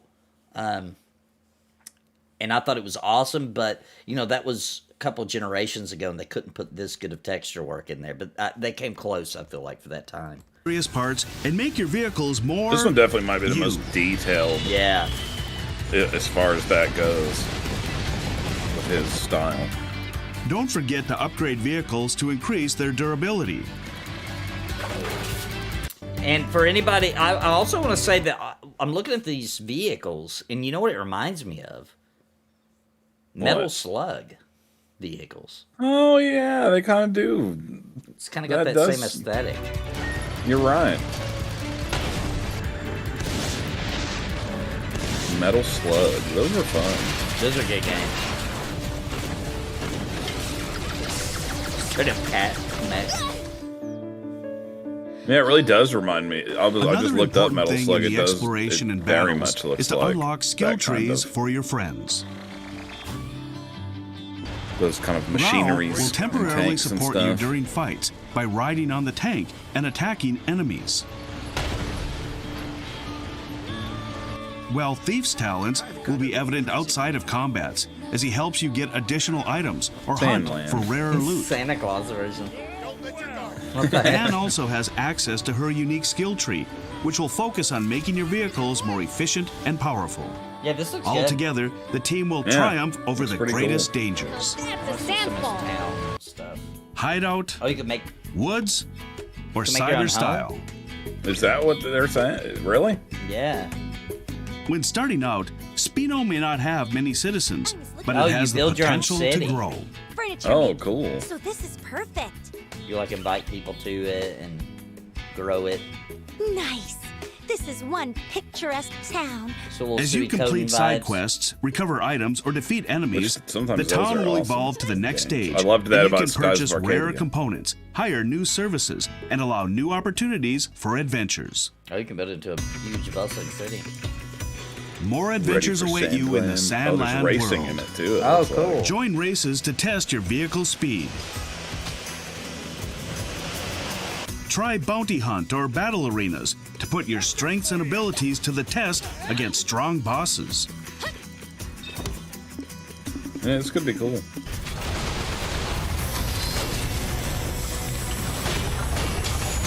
Finally, a Sandland video game.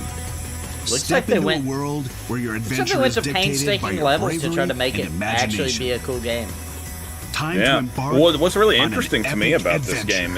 this game is 100% just based on a manga. That like this manga never got an anime Sandland or anything releases like that. on April 26th. April 26th. Like you don't see that a lot, you know. That's like almost the same day as the other game we were talking Man, about. there's too many good games coming out in April, dude. April's gonna be packed. That looks cool. I think I'll probably check that out. All those games comes out one day before my birthday. Oh, dude, I really wanted to watch this together to get some reactions. All right. This is about, let me get it pulled up here. This is about Final Fantasy 15, what it originally was, right? It was originally Final Fantasy Versus 13. Remember that? And they were going to do like a bunch of like in that engine, something Crystallis series. Do you remember that? Oh yeah, then like Nova Crystallis or whatever. That was it, yeah. So this is a guy talking about Versus 13, the Final Fantasy game we never got. All right, let me know when you're ready. This is Hold interesting. up there. All right, I'm ready. All right, here we go. 3, 2, 1. But before we get into that, don't forget to hit that like and subscribe button, as well as follow us over at Twitch. The goal for YouTube is to hit 750 subscribers before the end of February, and overall goal being 1,000 subscribers by the end of March. This is Every a little new bit does YouTuber. count, as well as share the channel that That does made help this. out. Oh yeah, dang. But without further ado, He only let's has go ahead and talk 699 about subscribers. Final Fantasy Versus 13. I remember being so hyped at these freaking trailers they're showing right now. Yeah, me too. I was really curious, then still curious to how this was going to relate to Final Fantasy 13. Final Fantasy Yeah. Versus 13 was first The world looks announced so in different and everything. 2006, and it was going to be part of the Final Fantasy 13 mythos, It known is. as the Fabula Nova Crystallis. I believe I said that right. Yeah, that's which what was it's called. basically a trilogy of Final Fantasy 13 games. There was Final Fantasy 13 itself, Final Fantasy Versus 13, and Final Fantasy 13 Agito, which was later changed to Final Fantasy Type 0 or Type O. Of the three, the one I was very excited for was Final Fantasy Versus 13. That was kind of lame. Yeah, they probably shouldn't have done that, and that was a big disappointment. The weird thing about that is there was already a lot of That footage split of the gameplay community really bad with that you had to not watch just the fighting movie. and sitting on his throne, where he's just kind of like chilling. He's just chilling there, you know, going about his day, and then of course soldiers are ready to attack. He walks out there and just starts destroying. Look how these different it soldiers, was and going to that be. He was going to super be in cool the to see city at the time. defending it. It Yeah, was that's very similar nuts. to Lightning, where there was the first. He ended up not glimpse even of being gameplay there. When it came to Final Yeah. Fantasy 13, where Lightning is going through and fighting soldiers. I also like his costume there. there. Blood, right? This was the first time With the they collar, actually showed that looked blood good. in a Final Fantasy game. Of course, when the actual game came out, there wasn't really any blood, but you know, it was kind of cool to see that more mature themed Final Fantasy game. The other thing that was a little bit different, rather that was changed altogether, was the female, I don't know if you would call her a protagonist. She really wasn't a protagonist, but she was going to be a very important part of the story. In 15, we have Luna Freya, who's basically Noctis' love interest. They're kind of set up to get married from the get-go. Underutilized. See that relationship. To me, at least, it just felt that character. Like yeah. Forced. Yeah. And I think so too. Again, I would have liked to have got her as a party member or something. Yeah, they never even got to be together. And Stella seemed to be, you know, like what a weird interest in Noctis, but there was some conflict going on, as we can see in some of the trailers. Noctis and Stella looks to face each other and getting ready to fight, and that was something very interesting. I remember reading interviews back in the day where Nomura was stating that yes, that Stella has similar powers to Noctis, because basically Noctis had a near-death situation and he was just granted some extra powers that nobody else had, but Stella also had those same exact powers, but it was almost reversed. When Noctis goes ahead and pull out his weapon, you can see a blue glyph where Stella has a more yellow glyph. Not only that, one of Stella's eyes does glow up, similar to Noctis, where we can see him when he's fighting the soldiers, it glows red. So that was a very interesting take, and it was something I've always wondered, what was going to be the connection between these two? What is exactly going on? Now, while we'll never know. I bet she was going to be a straight up mage. You know what I mean? Whereas he was going to be more melee based. Luna Freya just to me probably. No, she'd probably have some healing, maybe. Maybe, yeah. Yuna, but not and they were obviously gonna do it to where they start out enemies and they fall in love. Come on, it's obvious. Her there and they showed some Instead, they decided to use that in Final Fantasy 16. If anything, I yes. really cared about Gladio and Prompto and Ignis. I mean, they were really core to the team, and you spent so much time with them that literally the focus was really on them, and that's really what I liked. Ignis was probably the best, though. Let's be honest. Didn't matter. Wait, which one was he again? The cook? The cook. I think was yeah. Gonna be a huge I've come up with a new recipe. A new recipe. The king. While 15 does kind of show that. Dude, what happened to him sucks. I was like, oh, I know, dude, brutal. Versus 13 shows it better. Again, the whole fight in the city of. I just feel like what happened with this one with Versus 13 was they're converting it over to new hardware, the PS4, and they just kind of. It's almost like the developers understood the story really well, but they didn't do a good job of translating it. Now I think it's much more fleshed out. If you play it today and you get the Royal Edition, you're going to get those character points, and it's going to tell you when you get to that point, like, hey, now it's time to go play Ignis's part, or Prompto's part, or Gladius's part, and it really does flesh out the story. Plus, they fixed the, when you finally do go back to Insomnia towards the end of the game, they made that much more open now, and there's lots of stuff to do there, and you can actually explore it way better and everything. So I would say today, Final Fantasy 15 is what it should have just launched as, and it would have done much better. Because it did feel like when you played it, it felt like the developer knew what they were talking about, but you were missing some key details. And the twist with Prompto was the crappiest implementation of a twist I've ever seen in Final Fantasy history. He just kind of drops it on the party, the information about himself. And they're all just like, that's cool. Anyway, like literally, I'm pretty sure somebody says anyway. And it was the worst. I mean, it was like a shocking moment, but it was treated so passively that like it was almost like it didn't matter to anybody. So why should you care either, you know? Yeah, that was her name, Aranea Highwind, the Dragoon. Yeah, she was awesome looking. Could have been so cool. Totally not implemented in a way that you really felt the impact of her character or anything. And I feel like it's because they were too obsessed with being super focused on the fact that it was like a bro adventure. Yeah, they got a little too obsessed with that. Because there was this would have been a game that would have greatly benefited from having a big roster of playable characters you could choose to bring with you, because there was tons of them introduced. Agreed. I've got the You trailer. should even be able to take Cindy with you. This was the tech demo. Square Enix put out for, or well, it would have been Squaresoft at that time, put out for the Final Fantasy VI Part 2 on the 64, which doesn't mean they ever would have actually made this game, but they were showing what it, you know, they were basically getting a feel for what could they do on the Nintendo 64. And unfortunately, not only did we not get a Final Fantasy on the Nintendo 64, but we didn't even get a real RPG on the system at all. Quest 64. Yeah, not counting that. Look at that booty shot back then. It's crazy to think about. We didn't get any RPGs really on there, you know? Like, that's nuts. Yeah, I thought for sure we would. I remember being like, I can't wait until they release a cool RPG for the system. It's gonna be awesome. And they never did.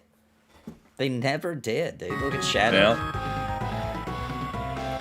Like, this really Shadow the bothers me. Hedgehog. I go back and watch this every once in a while just to be like, hey, I wish we had a machine we could be like, you know, what if, and go through like a little portal and see what would have happened, right? Like, what would Final Fantasies, because I do not believe they would have made 6-2 at all. Like, totally don't believe that would have ever happened. But they would have made 7 on it if they would have found that it was good compatible software for a vision they felt like would take Final Fantasy to the next level. I would have loved to know if they would have, if there wouldn't have been a Sony and they would have just had to deal with this technology, what would they have made? It would be interesting to find out. Yeah. Because all we got is basically this fight sequence, which goes on to be sick. We got Bahamut attacking them here, and a summon. And that's pretty much it. Yeah. So we didn't even get any real, like, what would the gameplay running around the world look like? That would have been really interesting to see, because they probably tried that. There's somewhere out there, there's probably a some kind of tech demo where they were trying out different things to see how it would do. But yeah, sad. But that's true for all franchises where they work on things to a certain degree, and then they're like, you know, hey, this ain't working out, or this is not, you know, or sometimes it just gives them the idea of what they actually want to do, and they completely wipe the old one, which I think is what happened with Versus 13. I think it just kind of laid out a template, and then they were like, okay, now let's redo all this and do it, you know, this other way. Yeah, that makes sense. It's sad though. I bet there's all kinds of little RPGs that started to develop on we never even knew about that would have been awesome. Oh, for sure. I watch a palate cleanser customer service freakout video. I thought you were going to freeze frame on that butt again. No, not that time. Yeah, you know, man. we were talking the other day about the guy that died that made Suikoden. Yeah. And I don't mean to say this in a messed up way. Okay. But do you think that Konami was like, oh, sweet? I bet they were, actually. Because now they can make Suikoden games and not feel like there's somebody that's going to make a better version of Suikoden. Yeah, call it something else. Yeah, because he would have, you know, like he was going to show them out, right? Like if they would have, like they're going to re-release at some point the Suikoden 1 and 2, which are really good games. And then he was going to right after that release Eiyuden Chronicle, which is still coming out because it's finished. But Eiyuden Chronicle is a brand new one, like the old Suikoden, so it's going to be freaking fantastic. I have no doubt in my mind it's going to be a ridiculously... now that he's passed away, it's going to be his magnum opus, right? Yeah, I would say. But he was planning on doing a new series, so there'd be a part 2, and, you know, this would be a franchise he owned as opposed to Konami owning Suikoden.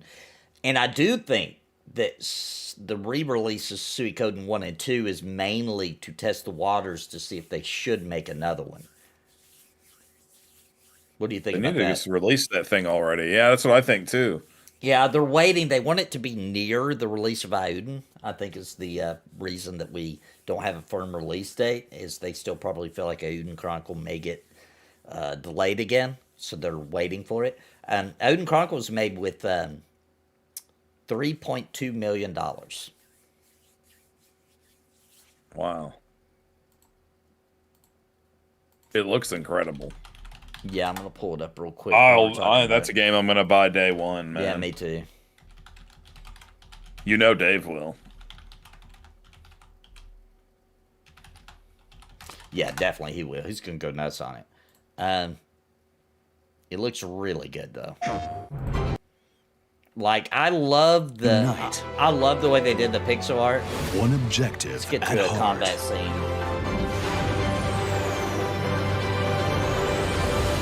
Welcome to the epic tale of Eiyuden Chronicle 100 Heroes. I thought it was Eiyuden. It's Eiyuden. Dude, the war battles in this one is going to be awesome. Follow 3 legendary heroes. Look at that, as they meet over 100 looks allies, so sweet. each revealing deeper truths and life's purpose. Like, that's awesome looking, man. Noah, a brash guard, fearlessly plunging into the throes of war. Dude, those combat scenes. I love it. Sane, a visionary Imperial officer chasing his grand dream. Marissa, a destined guardian sworn to protect the Rune Barrows. Their meeting was fate, and with your help, they will change the world. Just so happens you're a man worth risking our lives for. If you've got questions, I'm pretty much an old hand Look around how this cool place. the combat looks, bro. Looks so The good. leader must cling fast. The way the camera I love zips games around. like this because they feel like what I thought games were gonna look like in the future back in the Super Nintendo days when I didn't realize that they were gonna turn into 3D. Yeah, great. When you just thought all video games would be 2D graphics A forever. vital part of this heroic tale. Yeah, this was probably about the best our imaginations could have come up with, and I'm talking about the pixel art because we couldn't looks so even cool, man. We couldn't even imagine the 3D backgrounds, but like the pixel art, this was like. Yeah. To be honest with you, the late Super Nintendo games like Final Fantasy VI or Chrono Trigger, with my imagination mixed in, they did look like this. You know what I mean? Yeah. Like this is what Definitely. I thought they looked like. So yeah, I agree with that. But this is coming out still in March, April. If it also is coming out in April, then oh my gosh. It is, dude. Almost the same day. April 23rd. Jeez, dude. April's April's gonna be brutal, man. Dude, the 23rd is a magical day for gaming. There's technically three RPGs releasing on that same day. Well, the other ones are on the 26th. Oh, okay. So you get 3 days. We have to play this game 3 days. You get 3 days. Just do nothing but play it. The only other really big RPG this year that I'm really looking forward to is Dragon's Dogma 2. Oh, Dragon's Dogma 2. It looks so good, dude.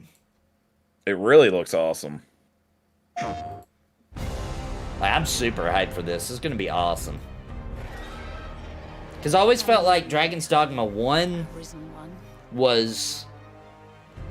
I felt like it was like the next step past Skyrim. You know what I mean? The dragon will Yeah. before you when the time is come. The one thing I don't like about this game is the... I hope in this one they do it in a different way. But in the first one, what are those things? The pawns? Right, the pawns, yeah. I don't like the pawns.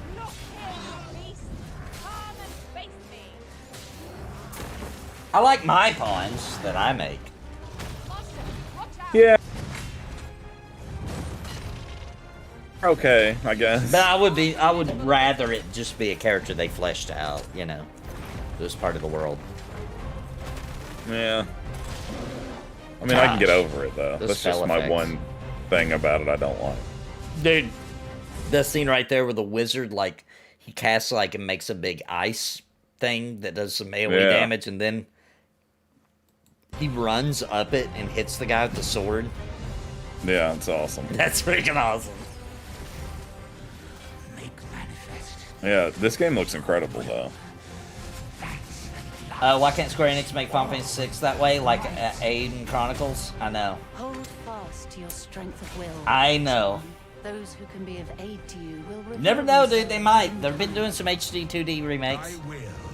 Yeah, and I mean, I think we're more likely to get that than an actual remake of 6 Like a 3D because they kind of remake. and we're like, it would take us too long. Yeah, how long did they say? 10 years? 20 years? It was something crazy, like 20 years. I think they said it'd take them 20 years to remake it in the quality of Final Fantasy VII remake. But I'm going to say that absolutely nobody said that they have to remake it at that quality also. Yeah. That's what they're saying. Nobody has asked for that. If they remade Final Fantasy VI to look like Eiyuden Chronicles or to look like, what's that game called? I'm trying to look because I got it up there. Octopath The Traveler. one they just did? Oh, Octopath Traveler. If Yeah. it looked like Octopath Traveler, dude, we'd be freaking out. Dude, honestly, I would not be surprised if one day they do that because they did it with Dragon Quest. Yeah, exactly. I think the sales of Dragon Quest are going to have a lot to do with it, if they do it or not. Yeah, or remember how they remade Final Fantasy IV on the DS? Yeah. And I thought for sure we were going to get Final Fantasy VI next. You know? Yeah. Because, I mean, that's literally the same amount of work, pretty much. It's weird that Final Fantasy IV, I mean, don't get me wrong, I absolutely love Final Fantasy IV, but it is odd to me that Final Fantasy IV has gotten more love from them than 6. You know, if you think about the history of Square and how they do things, they save things. You know what I mean? Like, they saved the Final Fantasy VII Remake. They saved it, you know? Yeah. For a special time. It's almost like they wait for that moment that they think it's Like it's absolutely time. perfect. Yeah. It is time. Yep. So I think that's what will happen with 6. And I don't know how they'll It remake might. it, but I think that just the timing will be right where, you know, Final Fantasy VII Remake has to be over. I don't even think they're going to barely even tell us that they're remaking 9, because I think they are, until whatever the third Final Fantasy VII is either out or Yeah. at least fully announced, etc. And I think they're already working on it. But they like to try to keep all your interest on the next thing. You know, whether it be a new Kingdom Hearts or a new Final Fantasy or a Final Fantasy VII Remake, or they always try to keep you focused on the one project they got going, even though they're working on more than that. And that does help them stagger launches and not have to announce a game 7 years before it comes out. Because Yeah. they've Which, all... I mean, I'm personally, I'd rather just not know. Me too. I would 7 like years them in advance. I'd like them to confirm that they want to do it. You know what I mean? Yeah. Like, I'd like to hear them say, we really want to do a Final Fantasy VI Remake. We know we can do it so good, and it'd be so cool to see, and we're going to one day. That Now, would be enough for me. That's something I really like, actually, about that Nintendo does. I know there's a couple of titles in there that don't really make sense, like Tears of the Kingdom 2 we heard about for forever. We've been hearing about Metroid Prime 4 for like 10 billion years. And they announced it too but early. most of the time, Nintendo will do like a Nintendo Direct and be like, here's a trailer for our brand new game that comes out next week. And you're like, true. holy crap. It's true. Is that real news that the Switch 2 is delayed till 2025, or is that just another rumor? I heard that too, but I didn't look into it to find out if it's real. I wouldn't, honestly, I kind of wouldn't mind. Yeah, it's true. Looks like it's true. Shares tumble after game makers see Switch 2 launch pushed. That's probably for knowing Nintendo. There's whatever their launch title is, they need more time. And they're probably I honestly looking at don't the mind it third because I party. feel like this is as far as consoles go, I think this is a PS5 year. This is like the first really good year for the PS5, I feel like. And I know it's mostly from third-party support. Yeah. But I just feel like this is, like, I think this year I'm going to be favoring my PS5 over my Switch, and has not been like that up until this year. Yeah, let's look at it. So Foam Stars just came out. I don't care. Helldivers 2, which is great, and I'm going to play it. What, dude? You don't want to play Foam Stars? No. I don't Dude, it play, looks awesome. I don't play their generic I'm kidding. I'm kidding. Nintendo did it better. What's the Nintendo one called again? The Squirtings? The Squirties? Something like that. Squid people? Squid something. My daughter loves it. And it is funny. It is a fun game. I'll play it with her. Gosh, what is it called? It's called something like Splatoon. Splatoon, that's it. Yeah. Skull and Bones is out. It sucks. Pacific Dude, I'm seeing, Drive. after we talked about that the other day, I'm seeing nothing but bad stuff about Skull and Bones all over the place, dude. People are tearing it to shreds. I did find one person came on our video reaction to that and was like, "You're an idiot. This game is great." One person. There's always one of those. So apparently they're doing I'm looking through all the Why PS5 do we need a games. remake of that? Yeah, did anybody even play that? I'm not trying to be mean. Did you ever try to play it? No, it didn't. Dude, I did. It was for free, but not fun. Let me explain why I would never even try this game. There's something stupid looking about that little one. Do you see him right there? Yeah, I agree. There's something just dumb looking about that. And if you can't even make your characters look cool on the cover of your game, I just have trouble. Dude, they look like if an American made a crappy version of a Dragon Quest world. It's the Dragon Ball artist in America that didn't actually have a ton of talent. You should have went to work for How to Train Your Dragon instead. Yeah, that's what they look like. Yeah, they do look like that. That's good. That's good. They do look like that. Welcome to Paradise. I don't care about that. But dancing zombies. Oh, they are doing the Dark remastered Forces. Dark Forces. Wow, that's about to come out. That comes on the same day as Final Fantasy, bro. They kind of love that they're remastering and putting out all these old PC Star Wars games because I used to play those, man. I want to see what it looks like in the remaster. That was a really good game, dude. Dude, I love that they remastered and put out one of my favorite ones, Republic Commandos. I always thought that was a super fun game.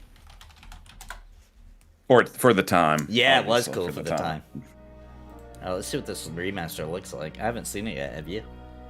No. I'm assuming it's just like a basic remaster, but it wouldn't be funny if it was like they really amped it up.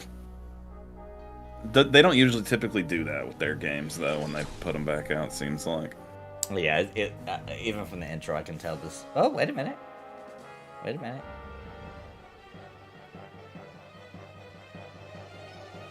Oh, dude, it looks cool.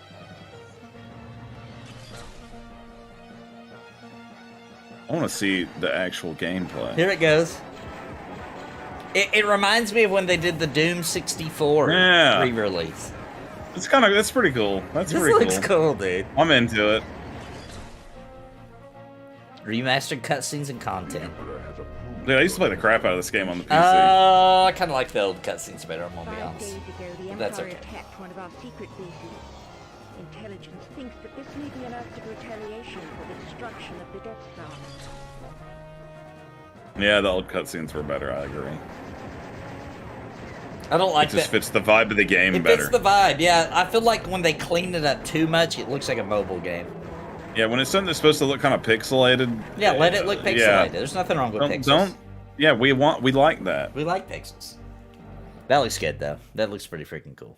All right, so that's about to come out. What else do we got? We got Unicorn Overlord. I think this looks awesome, man. It is supposed to be a good strategy. And it looks like I don't know. It looks like they're doing some cool things in there. I think. I'm not all about a strategy game all the time, but I think this one looks cool. Here's what I'd love to scream from the rooftops. Quit naming your strategy game stupid names, guys. What's up with this? Why does this? Yeah, keep it is happening? A weird name. They keep giving them really weird.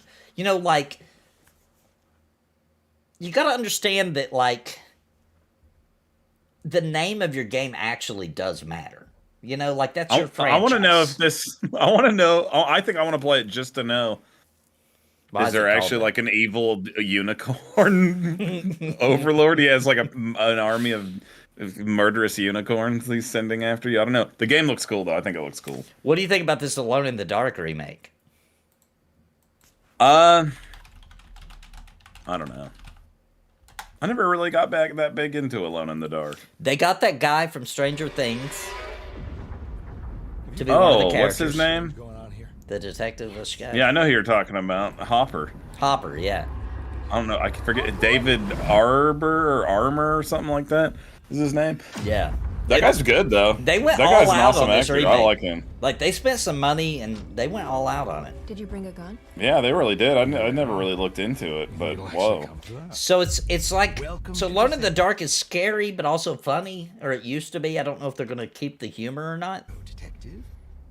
Yeah, I don't know.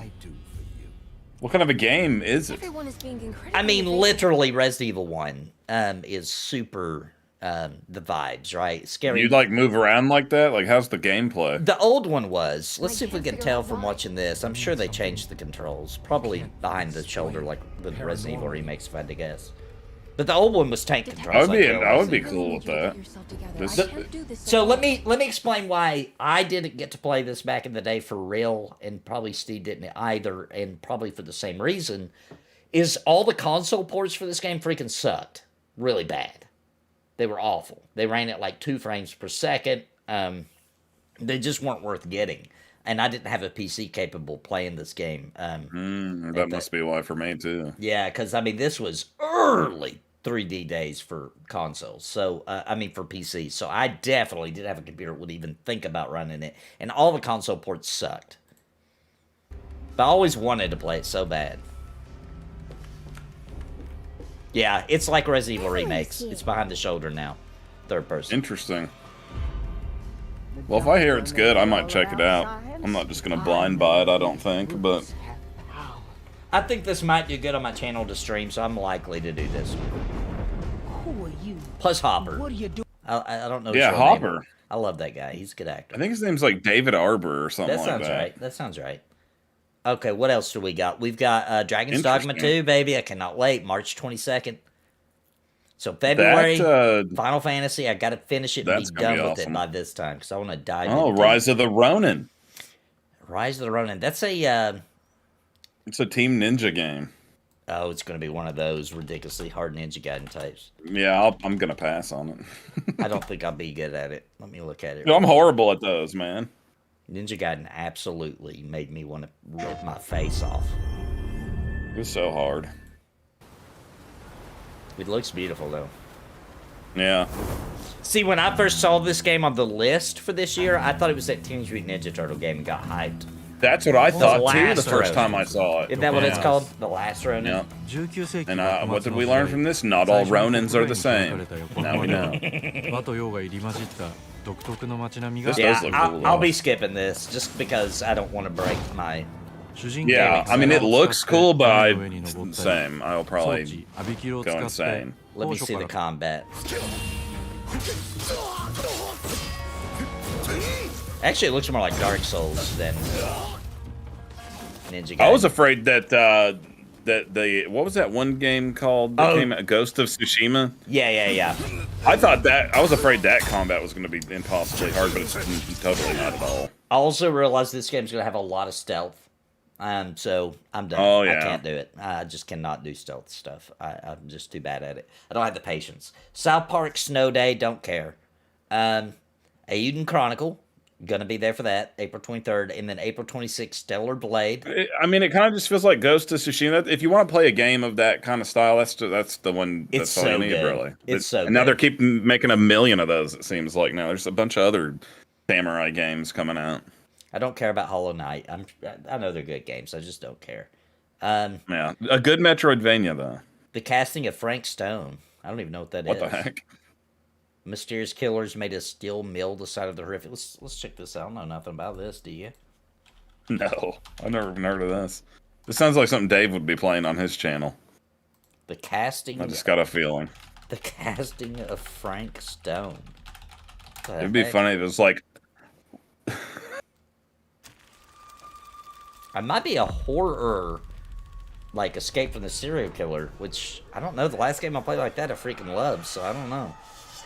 Is that what do you think this is? It's super massive. It was about them trying to hire a Hollywood actor to be in a movie. Isn't Supermassive the company that made those, like, what was that PS2 game where it ended up being about the Wendigo and all that creepy crap, and it started out as, like, you thought you were the serial killer? Oh, what's that game called? The game was awesome. Until Dawn. Oh, no, that was a different one, but I was thinking of one... That's the one with the Wendigo, though. Yeah, I got them confused. And it was made by... Who made that one though? It was the same people. Was it Supermassive? Okay, Yeah, same people. Supermassive made Until Dawn. What else did they make? What was their PS2 game? I gotta look it up. Wait, are you talking about Indigo Prophecy? Yeah, I'm talking about Indigo Prophecy. I don't think that was them, was it? I don't know. I thought that they were the ones who does the other games like Heavy Rain and all that stuff. Oh, you're right. You're right. Quantic Dream. Quantic Dream. That's what they're called. Quantic Dream. Okay, so different. Dude, they should do a remake of Indigo Prophecy, dude. Dude, that game was so good. That one should not be missed. Man and Medan, yeah. Whatever's down there is too deep. Creepy serial killer. Dude, that's just the guy from Dead Space. And his helmet's a little broken, that's all. He's had a hard time. He had a hard time. I still need to check out that remake. So, there's that. Light No Fire. What's that? Have you heard of that? Dude, yeah, dude. That's that No Man's Sky game that's fantasy that we were talking about the other day. Are you sure that's it? Oh, yeah. Yeah, Light No Fire, that's it. That's going to be awesome. But we don't have a firm release date from that. It's probably not coming out this year. So the rest of everything coming to PS5 is kind of maybe. You know what I mean? Oh, I forgot about the Gothic 1 remake. That might be good. Maybe, yeah. I've been working on that forever. I forgot about it. There's a Wolverine game. Oh, no, I gotta feel like that Dragon Age game is going to be bad. I don't know. I just got a feeling. Oh, look at this, dude. I like this little thumbnail. What's that? Mass Effect will continue. Oh. They're going to ruin it. BioWare doesn't got it no more, dude. They don't got it.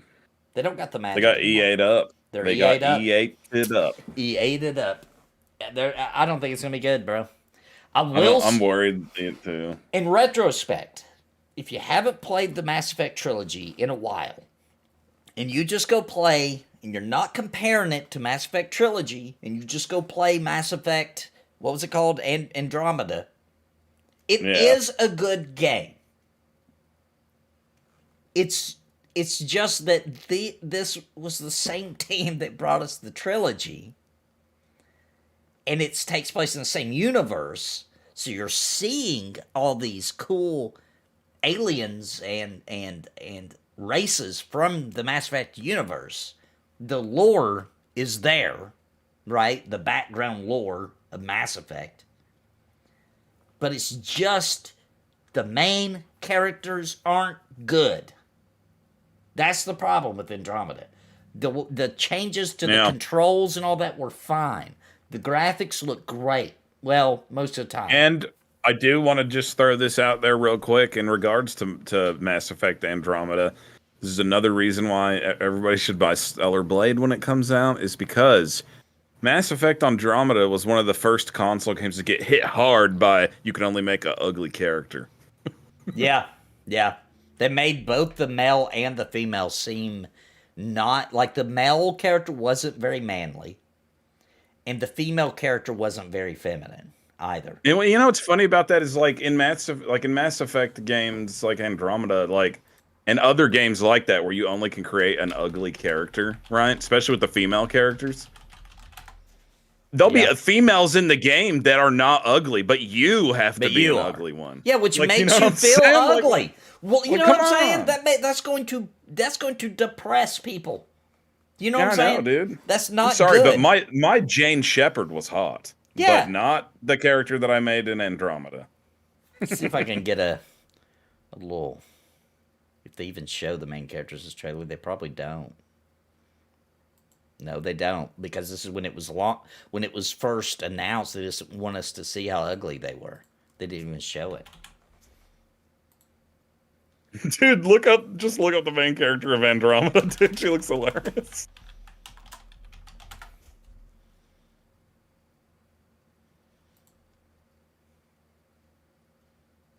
I mean, she's not that bad, but the thing is the main character... she's kind of bad.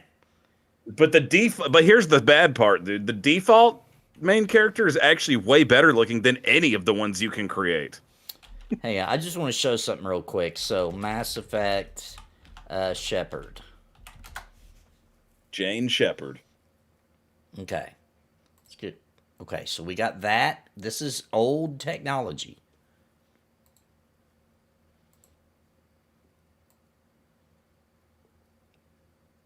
Versus this. Sarah Ryder. Like, dude, Why? Why do this to people? I think they're actually secretly trying to make us just feel ugly all the time instead of in our real lives only. Like, it's a conspiracy. It also, the way that they made the humans look in the new Mass Effect, have a Pixar feel to them. Yeah. You know what I'm saying? Like, they look gritty and cool in the Mass Effect trilogy.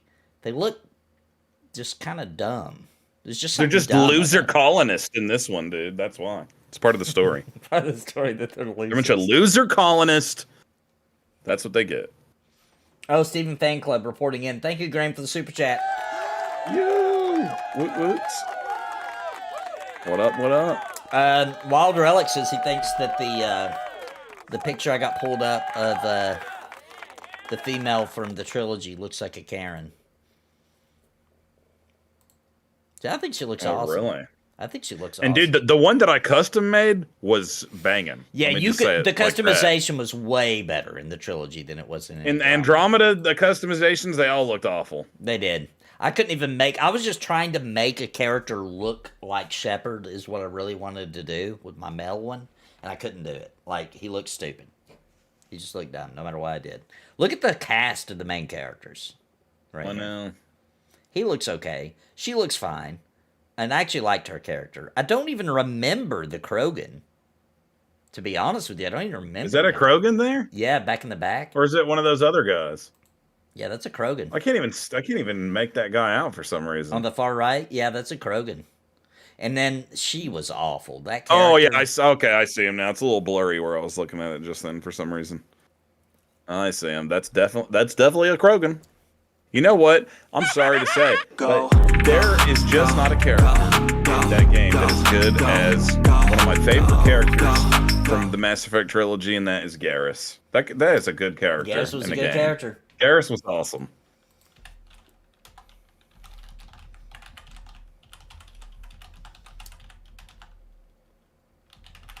Also, you know, the first Mass Effect was so good because it drew you into the story so fast, where you're like, "Oh my god, this is insane."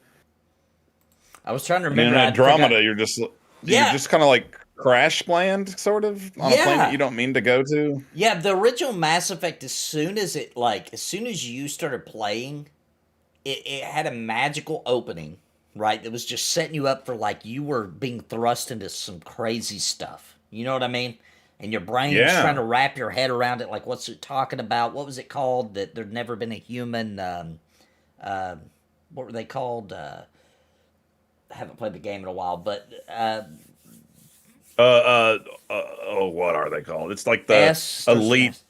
It's like the elite force of the Galactic Federation, basically. Yeah, I'm in Final Fantasy VII mode, so it's basically the soldier of the Mass Effect universe. There had never been a human one, and they were already being like a Spectre. Yes, there had never been a human Spectre, and even at the beginning, you can hear them having those conversations like, I think Shepard could be the first Spectre, and blah blah blah. And then you can tell there's some kind of something going on with that, and later you find out that the Colonel, I think it was supposed to be the first Spectre, and he got, his plans got thwarted by the one guy that didn't want him to become one, and it was just, and all that within like the first 15 seconds. And your brain is just trying to, and then plus there's space, and you're going to be able to explore, and you're going to get your own ship, and then you do get your own ship early in the game, and you feel like there's all this freedom to go to all these random planets. Because the cool thing also about Mass Effect, the first one, was that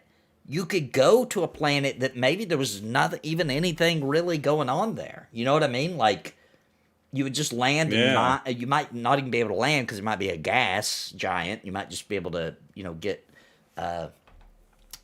materials from, but there'd be like random planets you could just land on, and it was done in a way that wasn't lame, like Starfield, where it just felt like maybe there was something on this planet, though. You know what I mean? Like, you just didn't know what it was. It was awesome. It really was. And then this game came out and was lame.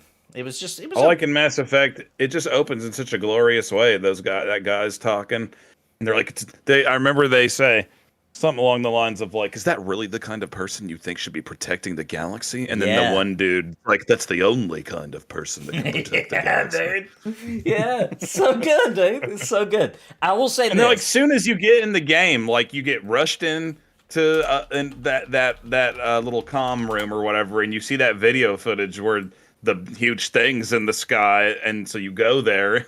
And you start uncovering a conspiracy. Yeah, and it's dude. awesome, dude. Yeah. The game's so good. And then you have to go and testify your what happened before the council, and like you know you're the new guy on the block and not even trusted yet, and there's this guy who you know is involved in the conspiracy, but they do trust him, and they're all like, oh my gosh, dude, it immediately sets you up for like this is going to be a struggle fight to do this, you know, and to get this through. And they did such a good job in that game with all the different choices that you can pick and all the outcomes that can happen, and making the outcome of your choices last throughout all 3 games from the first one and things like that. Oh, it's yeah. awesome. It's so good, man. It really is.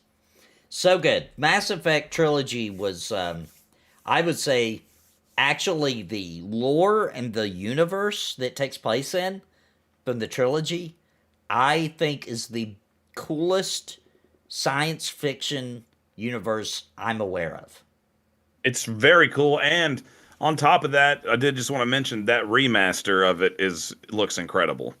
The Legendary Edition, it's awesome. Yeah, too. they did awesome stuff with it. That was the last time I played all the way through it. I did all 3 games again with that edition and loved every second of it. And this was a game that did a little bit of censoring too. Yeah, they did. But they it wasn't. did. But They cut out them booty shots. Yeah, they just cut out the booty shots. I think that's all they did that I was aware It is all they did. I felt like it was a little... I don't really care, you know what I mean? Yeah, it didn't bother me. But at the same time, I'm like, it's weird that they cared to do it. Because it's just so minor of a thing. That's what makes it awkward. It's like a second long, you know what I'm saying? They had to think of that. You know what I mean? They had to be like, They're like, we can't show crap, that we better get that out of here. People are going to cancel us if we put that in there. Yeah. Yeah, Star Trek is awesome. Star Wars is awesome. Stargate is awesome. But to me, I loved the races, the story behind them all, like the Krogans, where they had to freaking make them where they couldn't reproduce after the Krogan War. What are they called? That it just showed are they called a Sarah or something like that? The Hooch-rats. No, that's not it. That's not it. The sexy ladies, aliens. The Asari. The Asari. Their whole thing where they go through that whole cycle of life. And the one people that have to survive in the special suit. Yeah, because of the droid war, where and then you find out, I think in the 3rd one, about all the backstory on that, where like the AI became sentient and started making decisions on their own and broke free and literally kicked them off their own home planet, and now they're just drift through space and barely survive off of old, outdated technology. I loved it too. There was like bonus characters you could get. There was even like some of the DLC characters they'd like fully integrate into the game pretty much. Like it'd make them feel like they were a main character. Yeah, they'd have their own little stories going, and I just love it. It was a great game. There was even that one where you got one of the Geth in your party. Yeah, that you could use. That was sweet. By the 3rd one, I think. And I couldn't remember if it was in the 3rd or the 2nd. And there was that lost alien race too. Remember, like the early from the previous, before the Protheans. The Protheans. You can get one of those. Remember, you get a Prothean in your party. Yeah, that was wild. Because you got to figure by the time we got to the 3rd one, we've been playing these games for 8 years or 9, 10 years. So we didn't think we'd ever get to see a Prothean alive. You know what I'm saying? That'd be like the equivalent. It was basically I don't mean to sound sacrilegious when I say this, but that was like the basic. If in real life Jesus Christ came back and joined your party, it did feel like that. It would be that, or maybe that would fit the context better if like the actual Adam and Eve was like, "Hey, what's up?" And you're like, "What the heck?" You're like the original, the OGs, I would not go to their party, though, because I would not be trusting those fruit dishes and those fruit platters. I would not go to their party. Oh, but anyway. not trust them. I want to also say one of the reasons I think it's one of the best science fiction too is because I've always respected video game mediums more than television and or movies. So the fact that they built one so where it felt like you had control of it, and it was a video game, and it was really well done and high quality, that immediately appealed to me more than a television show or a movie. I just feel like movies and television shows can't be as intimate as a video game, especially a video game where you get to make decisions like Mass Effect, Baldur's Gate 3, these kind of games where you are making this plot. Well, I think the cool thing about Mass Effect, it's probably the first like really fleshed out science fiction video game setting we ever got where you felt so immersed and so involved in the world and things you were doing made actually a real impact in the world of it. You know what I mean? Yeah. It just delivered a kind of feeling that you can't get just from watching Star Trek. And don't get me wrong, I actually do like Star Trek. I also like Star Wars. Which that reminds me, I just saw that they're saying that they're working on a big AAA budget Mandalorian game. Hopefully it's good. We need a win. Hopefully it is. We need a win. That would be awesome. I wish Mass Effect 2, Mass Effect 3 kept the RPG elements of Mass Effect 1. I always felt the same way. Yeah, me too. By the time I got to Mass Effect 3, though, to be honest with you, I didn't realize how much of the RPG elements was removed until I went back and played Mass Effect 1. Yeah. Because it kind of does it kind of slowly, you know what I mean? And I will say, although I do love those RPG elements that were in Mass Effect 1 so much, and that's probably why I fell in love with the series to begin with, Mass Effect 3 is still my favorite one. I just, everything, all the story arcs of all the different races and side characters, like the Rex guy who I always kept in my party, from Mass Effect 1 to Mass Effect 2 to Mass Effect 3, to even if I play it today, I cannot help it. I gotta have Rex in my party. I love that character. He's super easy to let die in the first game. Yes, too. dude. It's very easy. And you gotta make the decision for his entire race's survival. Yeah. It's crazy. It's freaking nuts. When I got to that part and I realized that's what I was gonna have to do, wow.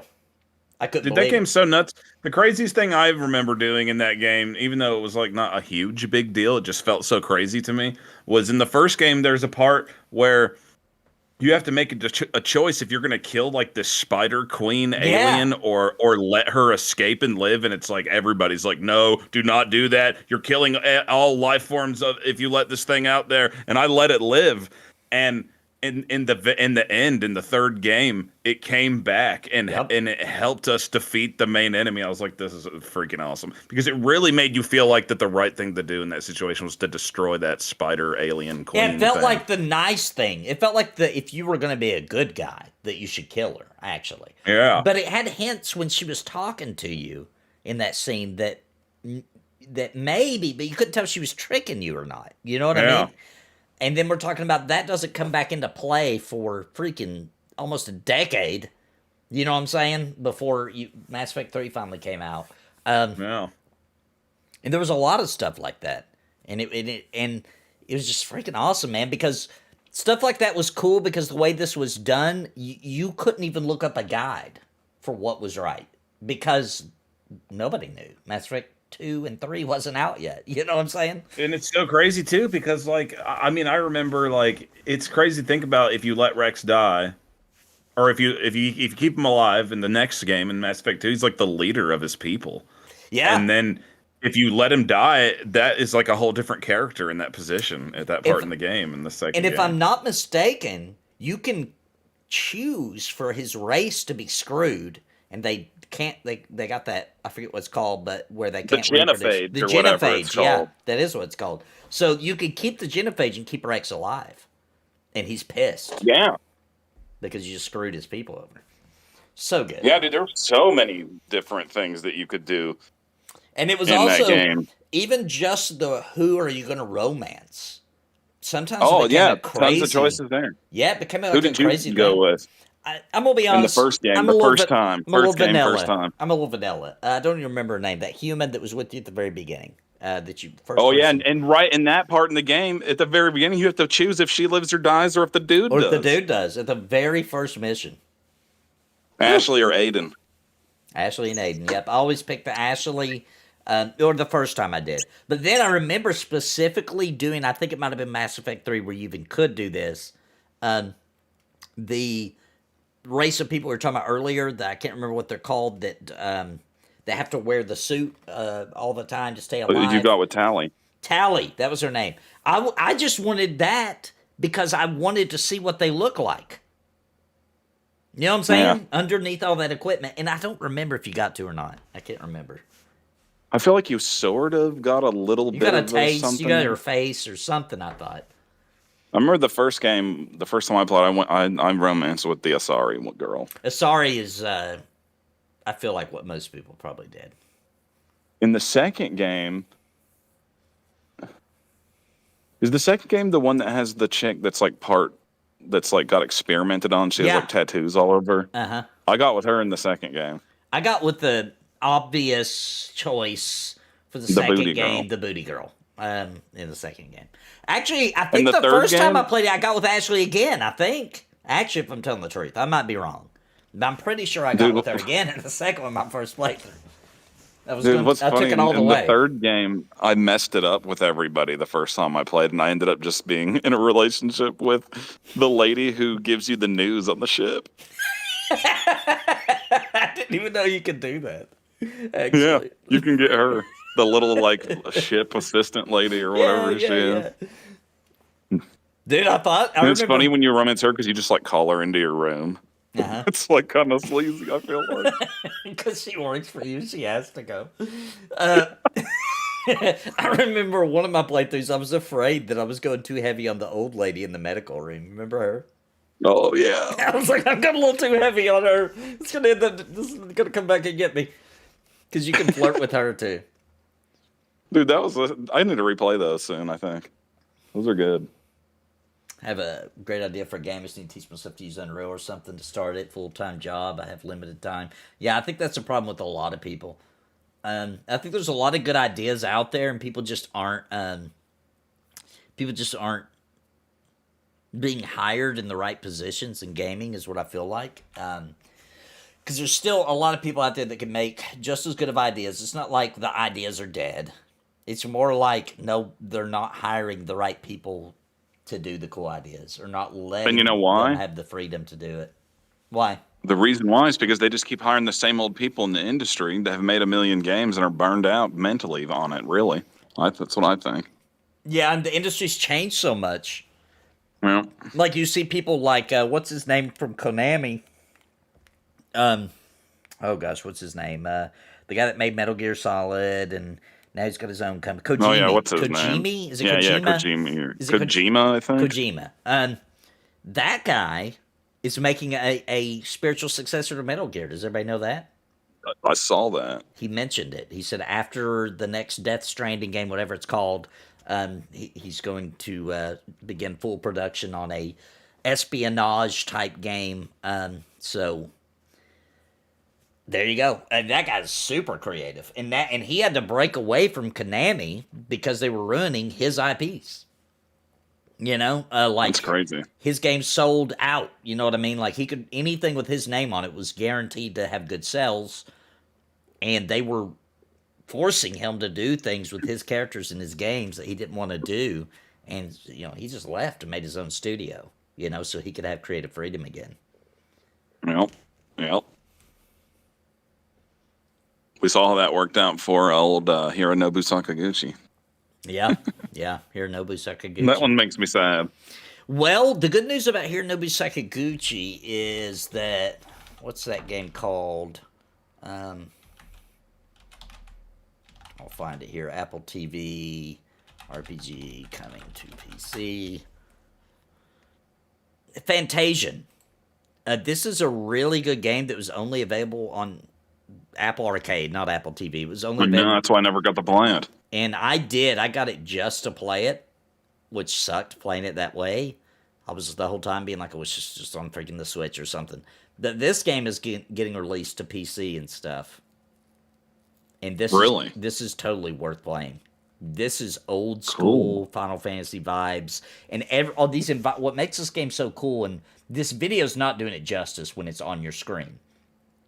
All these backgrounds he built, they're real. Yeah, they're like real life dioramas. They're dioramas. He made all this, and then this video's not doing it justice. When you're playing it, it looks like something you've never seen before. You know what I mean? Like it feels like it's a new technology or something.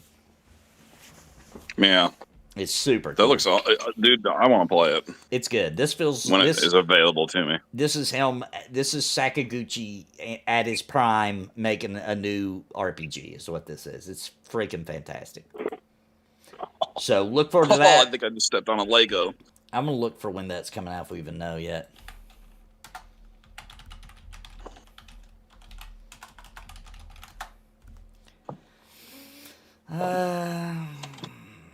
They did a play test on Steam, so we don't know. We don't know. But I'm looking forward to that. That's going to be a freaking awesome game. Definitely.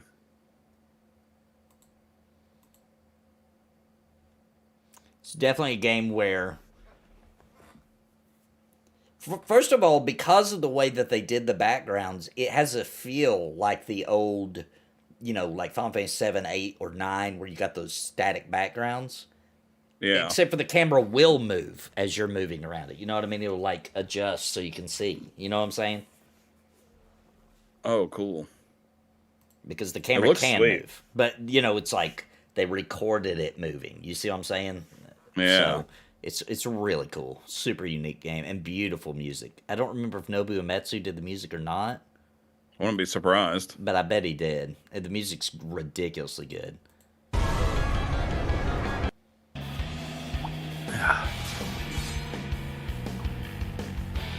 Gosh, it looks Floating so good. Trash can. I didn't see this floating trash can. I didn't either. I don't know what you saw. I think you saw this, maybe? That does kind of look like a floating trash can. Looks cool, though. Oh, there's a new 007 game coming out also. Really? Project 007. It will probably suck. Yeah, it probably will. Also, a game called Project Eve, role-playing adventure. I don't know what that could be. Oh, Lord have mercy. We still got the Knights of the Old Republic remake coming, too. Oh, yeah, I forgot about that. I haven't heard anything about that in so long. I could have sworn that the last time I looked in on this, that they said, we're going to make this as woke as possible. I swear to God, that was the last thing I read about it. They actually said that? I'm pretty sure. Hang on. God. It's just annoying. I'm pretty sure. That's why I got my Stellar Blade. That's why I got my Stellar Blade. Oh, they fired the lady that said that. Or she quit. She quit. Sorry.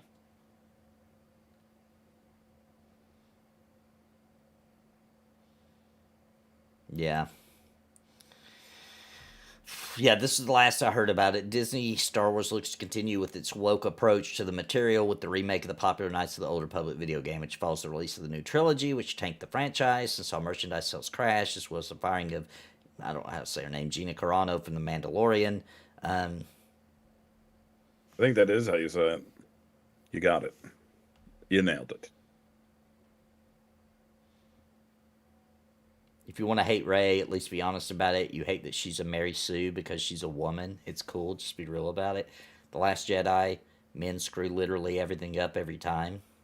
This is the lady that was head of the project saying this. The Last Jedi, please listen to powerful queer women for once in your ding-dang life. What? Who's she even talking about? And none of the Star Wars toys or clothes at the Disney store are separated by gender. What? Anyway, so I guess that's why everybody said that. She made a lot of antagonistic tweets. And then she quit. So maybe we'll see what happens. I saw where Helldivers 2 is so popular right now that everybody is going back and watching what's that movie called where they fight the giant bugs? That old one? Starship Troopers. Starship Troopers. Yeah. Do we even need a remake for that? Not really. The remaster is fine. The remaster fixed some of the problems where it just had janky old resolution issues. And that's fixed in the remaster. The problem in today's society in video gaming is that if you take a popular game and you re-release it, remaster it, or remake it, it's guaranteed sales. So everybody's doing it. You know what I mean? Yeah. I remember playing 007 on the PS2 with my buddy way back in the day. It was so much fun playing against each other. The 64 was the last 007 game I liked. GoldenEye and then Perfect Dark, I'm going to count that because it was made by the same team. It was a spiritual successor. I didn't even know about the new Star Wars Galaxy emulation. I have to look into what they're doing. I may play it. Dude, we just need to all get on board to play Immortals of Avium. We'll be the only ones. It'll be like having a private room. I'm gonna look at it. I don't think it's multiplayer, is it? I don't know. All I know is nobody likes it.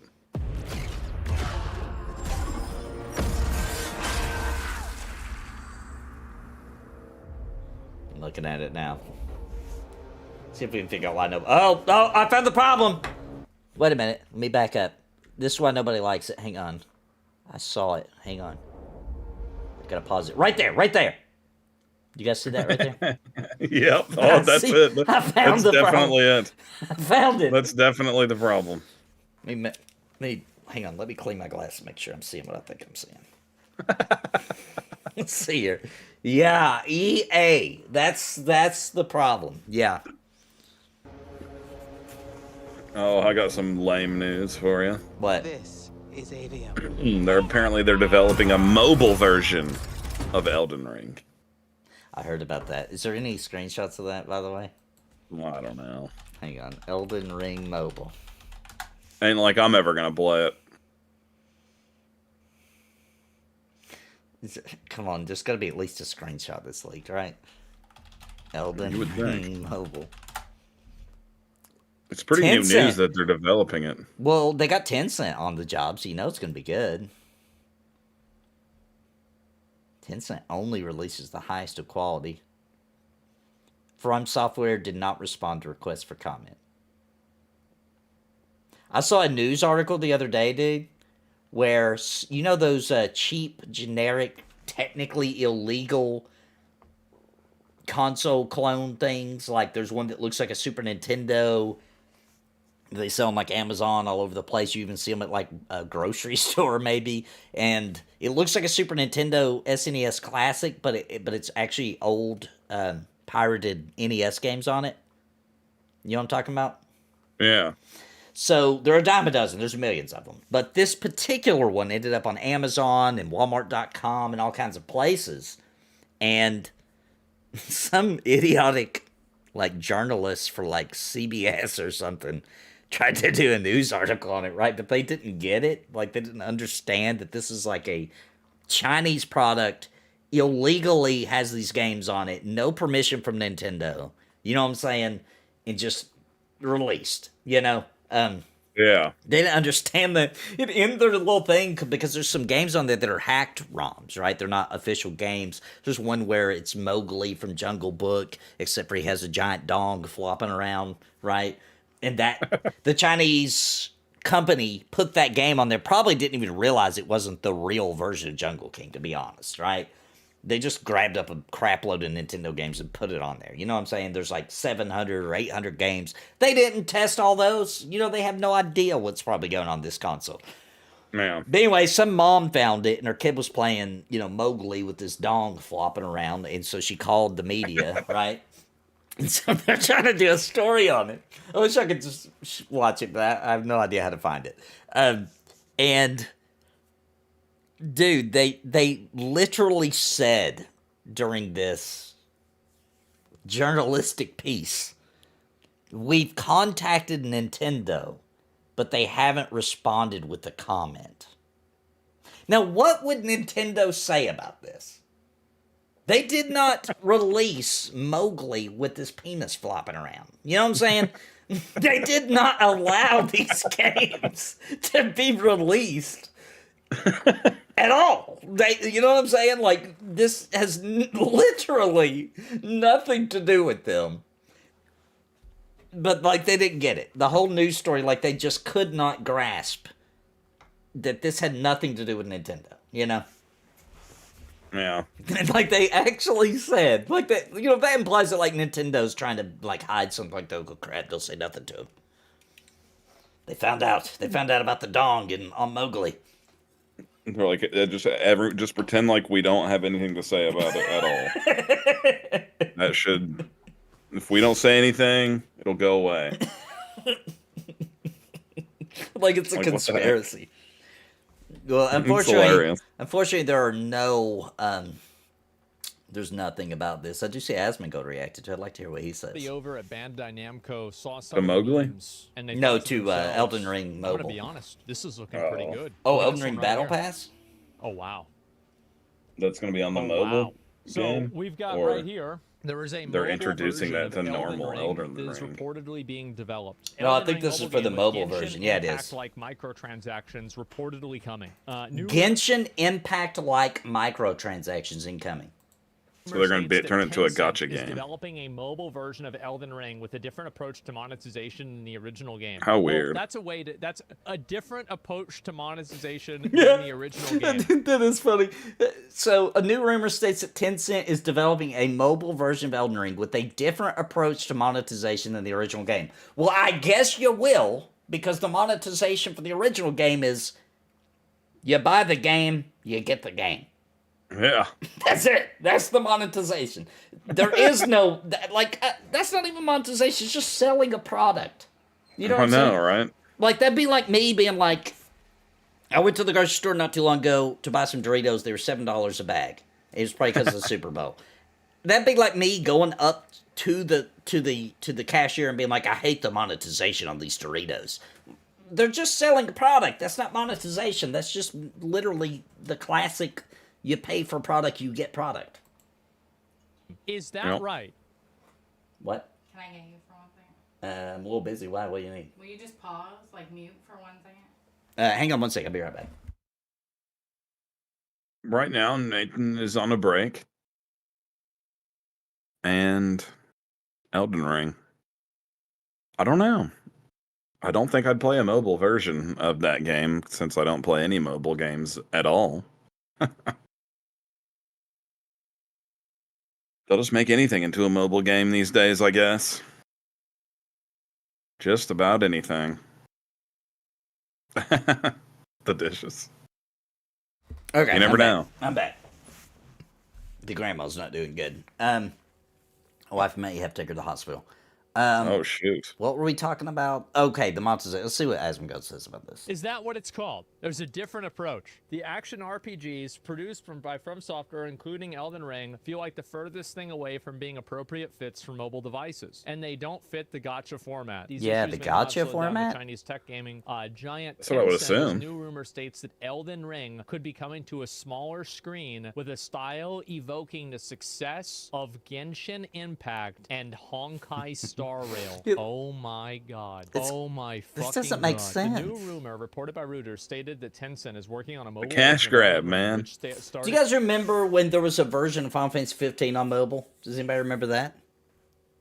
It just literally had some character faces from 15, but it was just like that classic you build stuff. You know what I'm saying? Oh, that game, yeah. At first I thought you were talking about Pocket Edition. Yeah, like the crappy strategy games. No, not the Pocket Edition. Yeah, I know what you're talking about. I have a feeling it's something like that. Like, it's just got the name just so they can swindle a few people into falling for it. And it's just some typical mobile gameplay. You know what I'm saying? I highly doubt it's the quality of Genshin Impact. If it is, then trying to gotcha Elden Ring feels really weird. Like, what are they? You gonna unlock monsters you can play as, or? Yeah, what is it gonna be? You know what I mean? Different Like characters you can be, or something. There's not really, because Elden Ring. Is it gonna be for armor? Is it gonna be for? There's not like a lot of characters. You could be like that female that becomes your whatever it's called, the witch-looking lady. You could be a boss. You can play as bosses. I don't get it. Shortly after the company bought a 16% stake in From Software. Guess we'll find out eventually. Despite slow progress on its build. Hey, did you play? I meant to ask you. Did you play that Silent Hill game they put out? I haven't yet. That like 2-hour long game they made. Did you try it? No, I've been meaning to, and I just haven't. It looks pretty cool. I'm going to soon. It's a free game. Here's. Yep. Well, I don't want to show the full game. Hang on. There's a trailer for it, I believe. It's just it apparently only takes like 2 hours to play through it, so it's more of like it's a very short game. But yeah, I think it was just to build a little hype for their upcoming Silent Hill that's games. what I think too. It's totally free. You can play through the whole thing. It's a short game. It looks pretty cool though. I just found out about it. I didn't know it had happened. They pulled a Nintendo with this game. They announced it and dropped it that second. Oh, nice.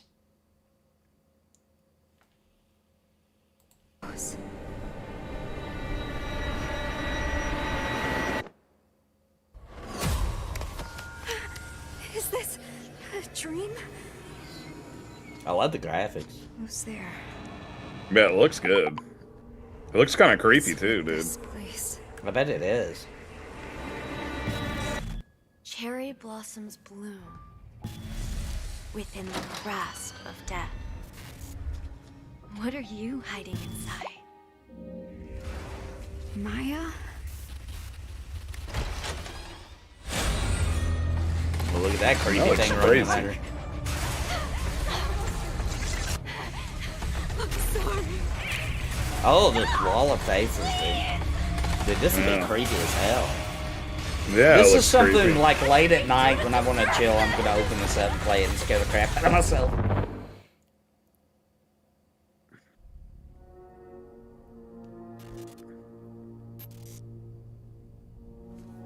Pretty cool.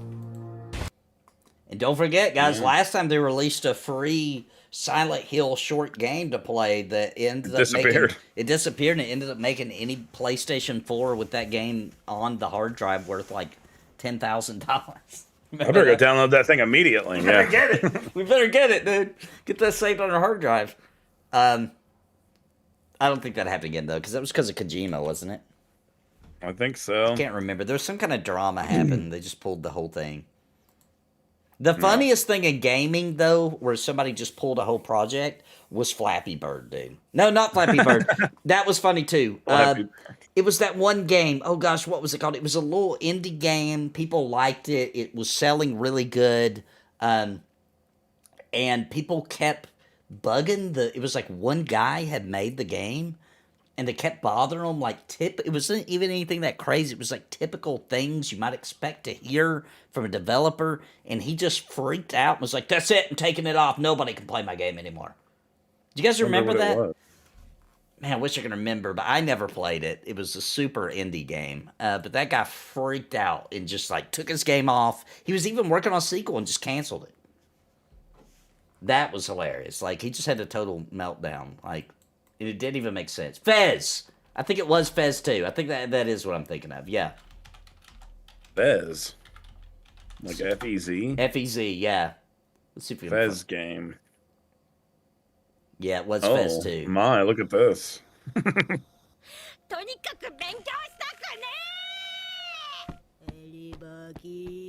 Uncle Fez I don't know what I'm watching here. It's just a meme of... Okay, let me check this out here in the game developer Phil Fish released on Twitter that Fez 2 is never going to happen a year after announcing the cancellation of the sequel. And he canceled, that's what it was, he canceled Fez 2 because people were just you know, like commenting on development streams and stuff, normal things like that they wanted improved, or you know what I mean? Just typical things when you're in development you're going to hear, but it pissed him off and he was just like, that's it, I'm done.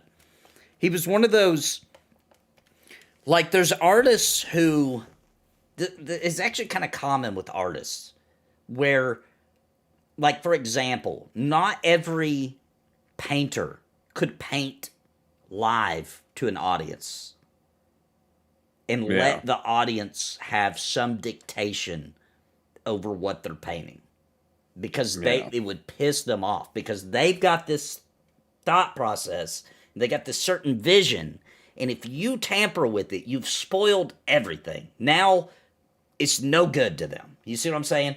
There's probably a scientific term for that kind of psychology. There probably is. I can somewhat understand it, because if I'm in the middle of doing, I don't know how to describe it. I'm not as bad, but if I'm like working on a piece of art, you can criticize it after I'm done.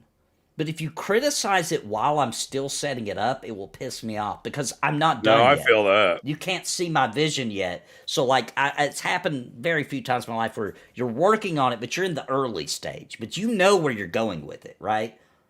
And somebody will walk up and say something just dumb, right? Like, you ought to put Beavis and Butthead on there, you know? And you just lose your shit. I hear that. You just lose your shit, you know? It's not even like a real constructive criticism. It's like an idiotic idea that they think is hilarious for some reason. And me and Steve ran into that a lot when we were doing when we were making cartoons, and that's where that Beavis and Butthead thing came from, because we'd be making a cartoon that has to be original. We weren't allowed to put Beavis and Butthead in it. You know what I'm saying? Like, that's not our IP. We can't do that, you know? But people would literally say that all the time. They would be like, oh, it'd be so funny if Beavis and Butthead showed up. And we're like, oh my gosh, dude, we can't do that's not, you can't do that. You can't just put somebody else's IP in your work, you know? I mean, I even run into that owning a restaurant. I'll have employees, certain types of employees, not all of them, that sometimes they have all these great ideas that they're recommending that I should do. And I'm like, yeah, I'll worry about running the restaurant, and you just do the cooking job I hired you for. Yeah. Now, every once in a while, somebody might throw out an idea, and you're like, oh, that's a good idea. And I'll acknowledge it if it is. Yeah. But sometimes people are like, we should put a fondue fountain in the restaurant. I'm like, dude, what? Are you serious? We're not doing that. Little kids would be sticking I used to have this one server that all the time was like, you really need to put a black bean burger on the menu. I'm like, look, we used to have a black bean burger on the menu, and it would rot every week. So that's why we don't have one now. And then still every week. Or almost every day until I got rid of them. Like, you need to put a black, I have a great idea, a black bean burger. And I'm like, oh my gosh, you've already told me this idea, and I'm not doing it. And then Kiddo Court is correct. A lot of artists just can't handle any constructive criticism. And I think that's what it was for him. He shouldn't have been, he should have just made the game in private and released it, and he would have been fine, like Fez 1, right? The first Fez game, he was a nobody. He just made the game, and he released it. You know what I'm saying? And it did really well. It sold really well. Then he was in the spotlight making Fez 2 and showing off trailers for it, etc., and people were doing what they do. They were telling him stuff that they wanted in the game, etc., like gamers are going to do, and he freaked out about it. Let's check this out. Grando Reaper sent me... Yeah. I'm going to look at this. Was it Grando, or was it Mr. C? Mr. C sent me something, too, but I wanted to see. I forgot about this until Mr. C said that, and I remember Grando sent me something. Okay, so this is a graph. Let's see what it's showing here. Okay, I see. This is days between releases. And net sales. So I'm trying to look here. 2023, this must be the net sales of the Switch, I'm assuming. Okay, so let's look back here when they were at their peak. Was this between 2009 and 2010? Would have been between the Wii and the Wii U. The Wii U released in 2012 when sales were back at their lowest again. Well, also, you got to think sales dropped here. This was the peak. which the Wii didn't do, which this is also included 3DS, etc. But like, if they announce the Switch 2's release date, the Switch immediately tanks and sells. Immediately. Upon that announcement. So to keep Switch sales high, letting a little rumor out there that maybe the Switch 2 has been delayed to 2025 is going to make people feel more comfortable buying a Switch. That's true. In 2024. As soon as they say, we're releasing the Switch 2 September 2024, that's basically the end of Switch sales. It's over. That will tank overnight from that announcement. Because nobody wants to buy that console anymore because it's dead. Even though people like us know the Switch is pretty much already dead, the announcement will make it official. Right. And they still got a couple games they're trying to release. Yeah. And the Switch 2, just like every other Nintendo console since the GameCube, will be lower in technology comparatively to the competition. That does a couple things for Nintendo. They can make more of it. They can keep up with supply and demand better. They can keep the price lower. And also, in my opinion, Nintendo's been banking off of releasing consoles that are easier for developers to make a game for. Because if they have become accustomed to making ridiculously high-res games, right, with all this detail and 4K and all this stuff, and then the Nintendo console is faster, you need less resources, and a bigger market share. More people own the Switch. So you're going to make more money, plus it costs less to develop and less of a pain in the ass. It's enticing to a developer. You know what I'm saying?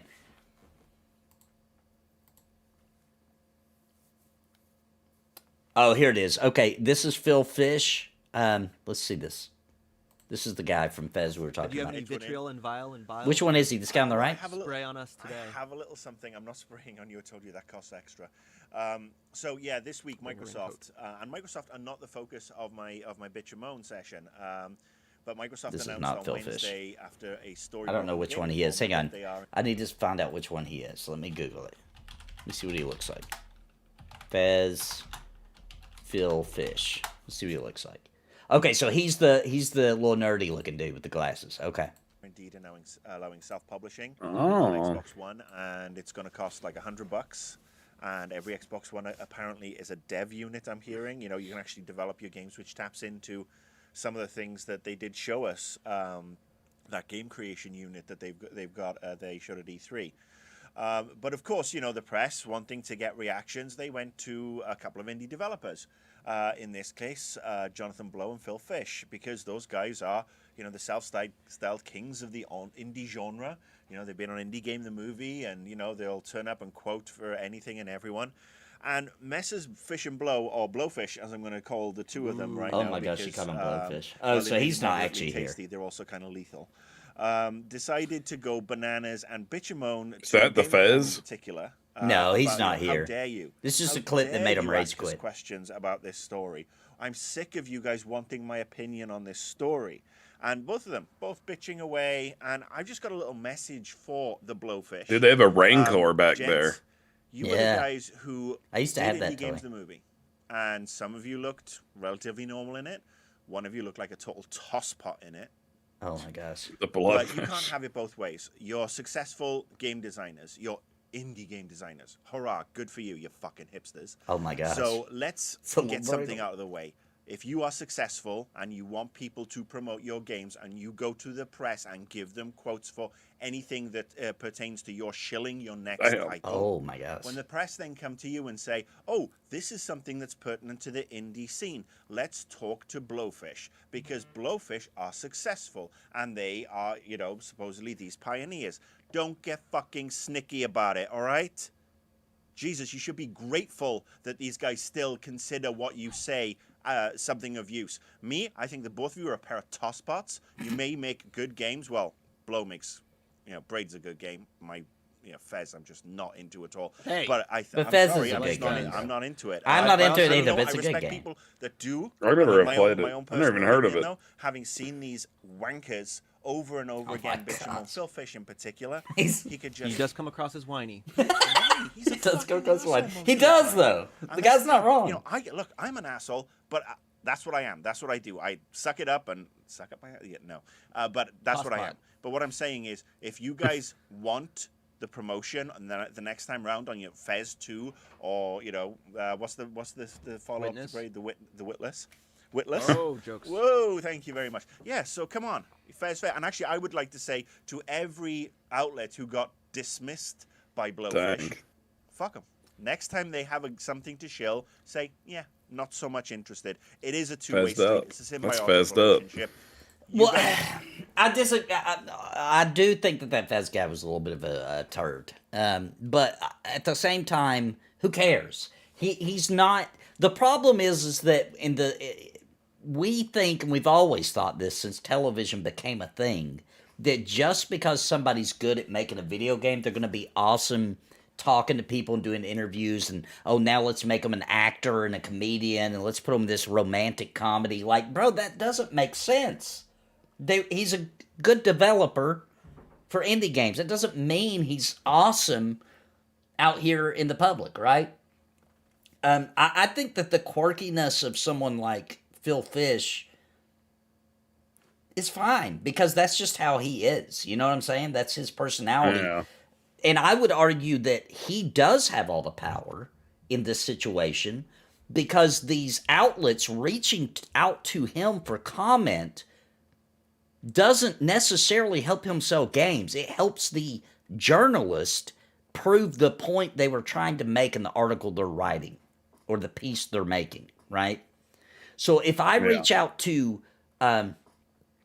now, sometimes it can work the other way, but if I reach out to somebody who's already massively successful, right, and I get an interview questions with, let's think of an example here, Cliff Bleszinski back when Gears of War first came out, right, and I get an interview with him, that helps me. That doesn't help Cliff Bleszinski sell another copy of Gears of War. It may accidentally do that, but it's making me look good. So if Cliff blows me off and is an asshole to me, right, a little bit snarky with me or whatever, but I still have another opportunity to get an interview with him, of course I'm still going to do it, because that's still good for me, right? So I disagree with that it's a two-way street. It is, but the developer holds more power than a journalist, in my opinion. So I think he's a jerk. I think Phil Fish is a jerk. I mean, I think it kind of proves that he wasn't meant to be in the spotlight or in the public view, that this clip made him quit. You know what I'm saying? Yeah. And then Phil Fish went on to tell this guy to hurt himself. Well, then that's pathetic. He's a piece of crap. He should have started a fish restaurant with that name. Though. Yeah, Phil Fish, yeah. I'd eat there. Well, the fish Phil. I would argue that he had the power, but he wasn't meant to be in the public spotlight if he couldn't take that. I mean, if you're in the spotlight, people are going to say bad stuff about you. Duh. It's weird that he didn't think that would happen. It's actually even weirder. He is Canadian. You think that's something to do with it? Maybe. I don't know for sure. But maybe. Maybe. We don't know. All right. Anything else you want to talk about today on the Nathan and Steve show? I think we about covered it. We covered a lot of stuff. Yeah, I think that's a wrap. The very first Nathan and Steve show. This is what we're gonna do though on Monday nights. We're just going to, and you guys can, recommend us if there's some certain news you want to hear our opinion on, or a certain video. As long as it's not, we can't pull up like a music video or something. But if it's, something, a gaming topic or something like that, you want us to talk about or whatever, you're free to do that throughout the show. That we'll react to different things, and we're just going to we'll have a few pieces of content ready to go that we know we want to talk about. and then we'll just kind of go with the flow of where chat brings us each Monday night, and that's the show. That's it. That's the show. The Nathan and Steve show. It's a show about nothing. No, I'm just kidding. I just wanted to do that because kind of, in a way, sort of. It may become that. So pretty cool though. The Seinfeld of video game shows. It's the Seinfeld of video game shows. It's about everything and also about nothing in particular. I want you to one day, if somebody says, "What's the Nathan and Steve show about?" for you to say, "I don't know, but I like it." Yeah, I like that. I don't know. All right, but thanks everybody for coming out. I will be. Thanks, guys. I'll be live on the Static Group Live over on Twitch tonight. We're playing Pantheon, going into Avenger's Pass, the brand new zone. That's going to go live at 11 p.m. Central, 12 a.m. Eastern over on their channel. And I'll be streaming Avenger's Pass on my Paladin, because I'll be playing a Cleric tonight with their group. I'll be going there live here on Twitch, on my channel on Twitch, on my channel here on YouTube this coming Thursday. There's a couple little glitches and things, which I assumed would happen. Nothing game-breaking, but some of the XP's a little wonky and stuff right now, which is kind of working in our favor, because we're getting XP faster. So, trying to take advantage of that before they fix it. But it's going to be super good time, so make sure you come back for that for Static Group Live over on Twitch. All right, and thank you all so very much. Hope y'all had fun, and we'll see you guys next week. Anything you want to close with, Steve? Nope, just thanks for checking out our show, and we'll see you guys on Monday. Goodbye, everybody. Goodbye.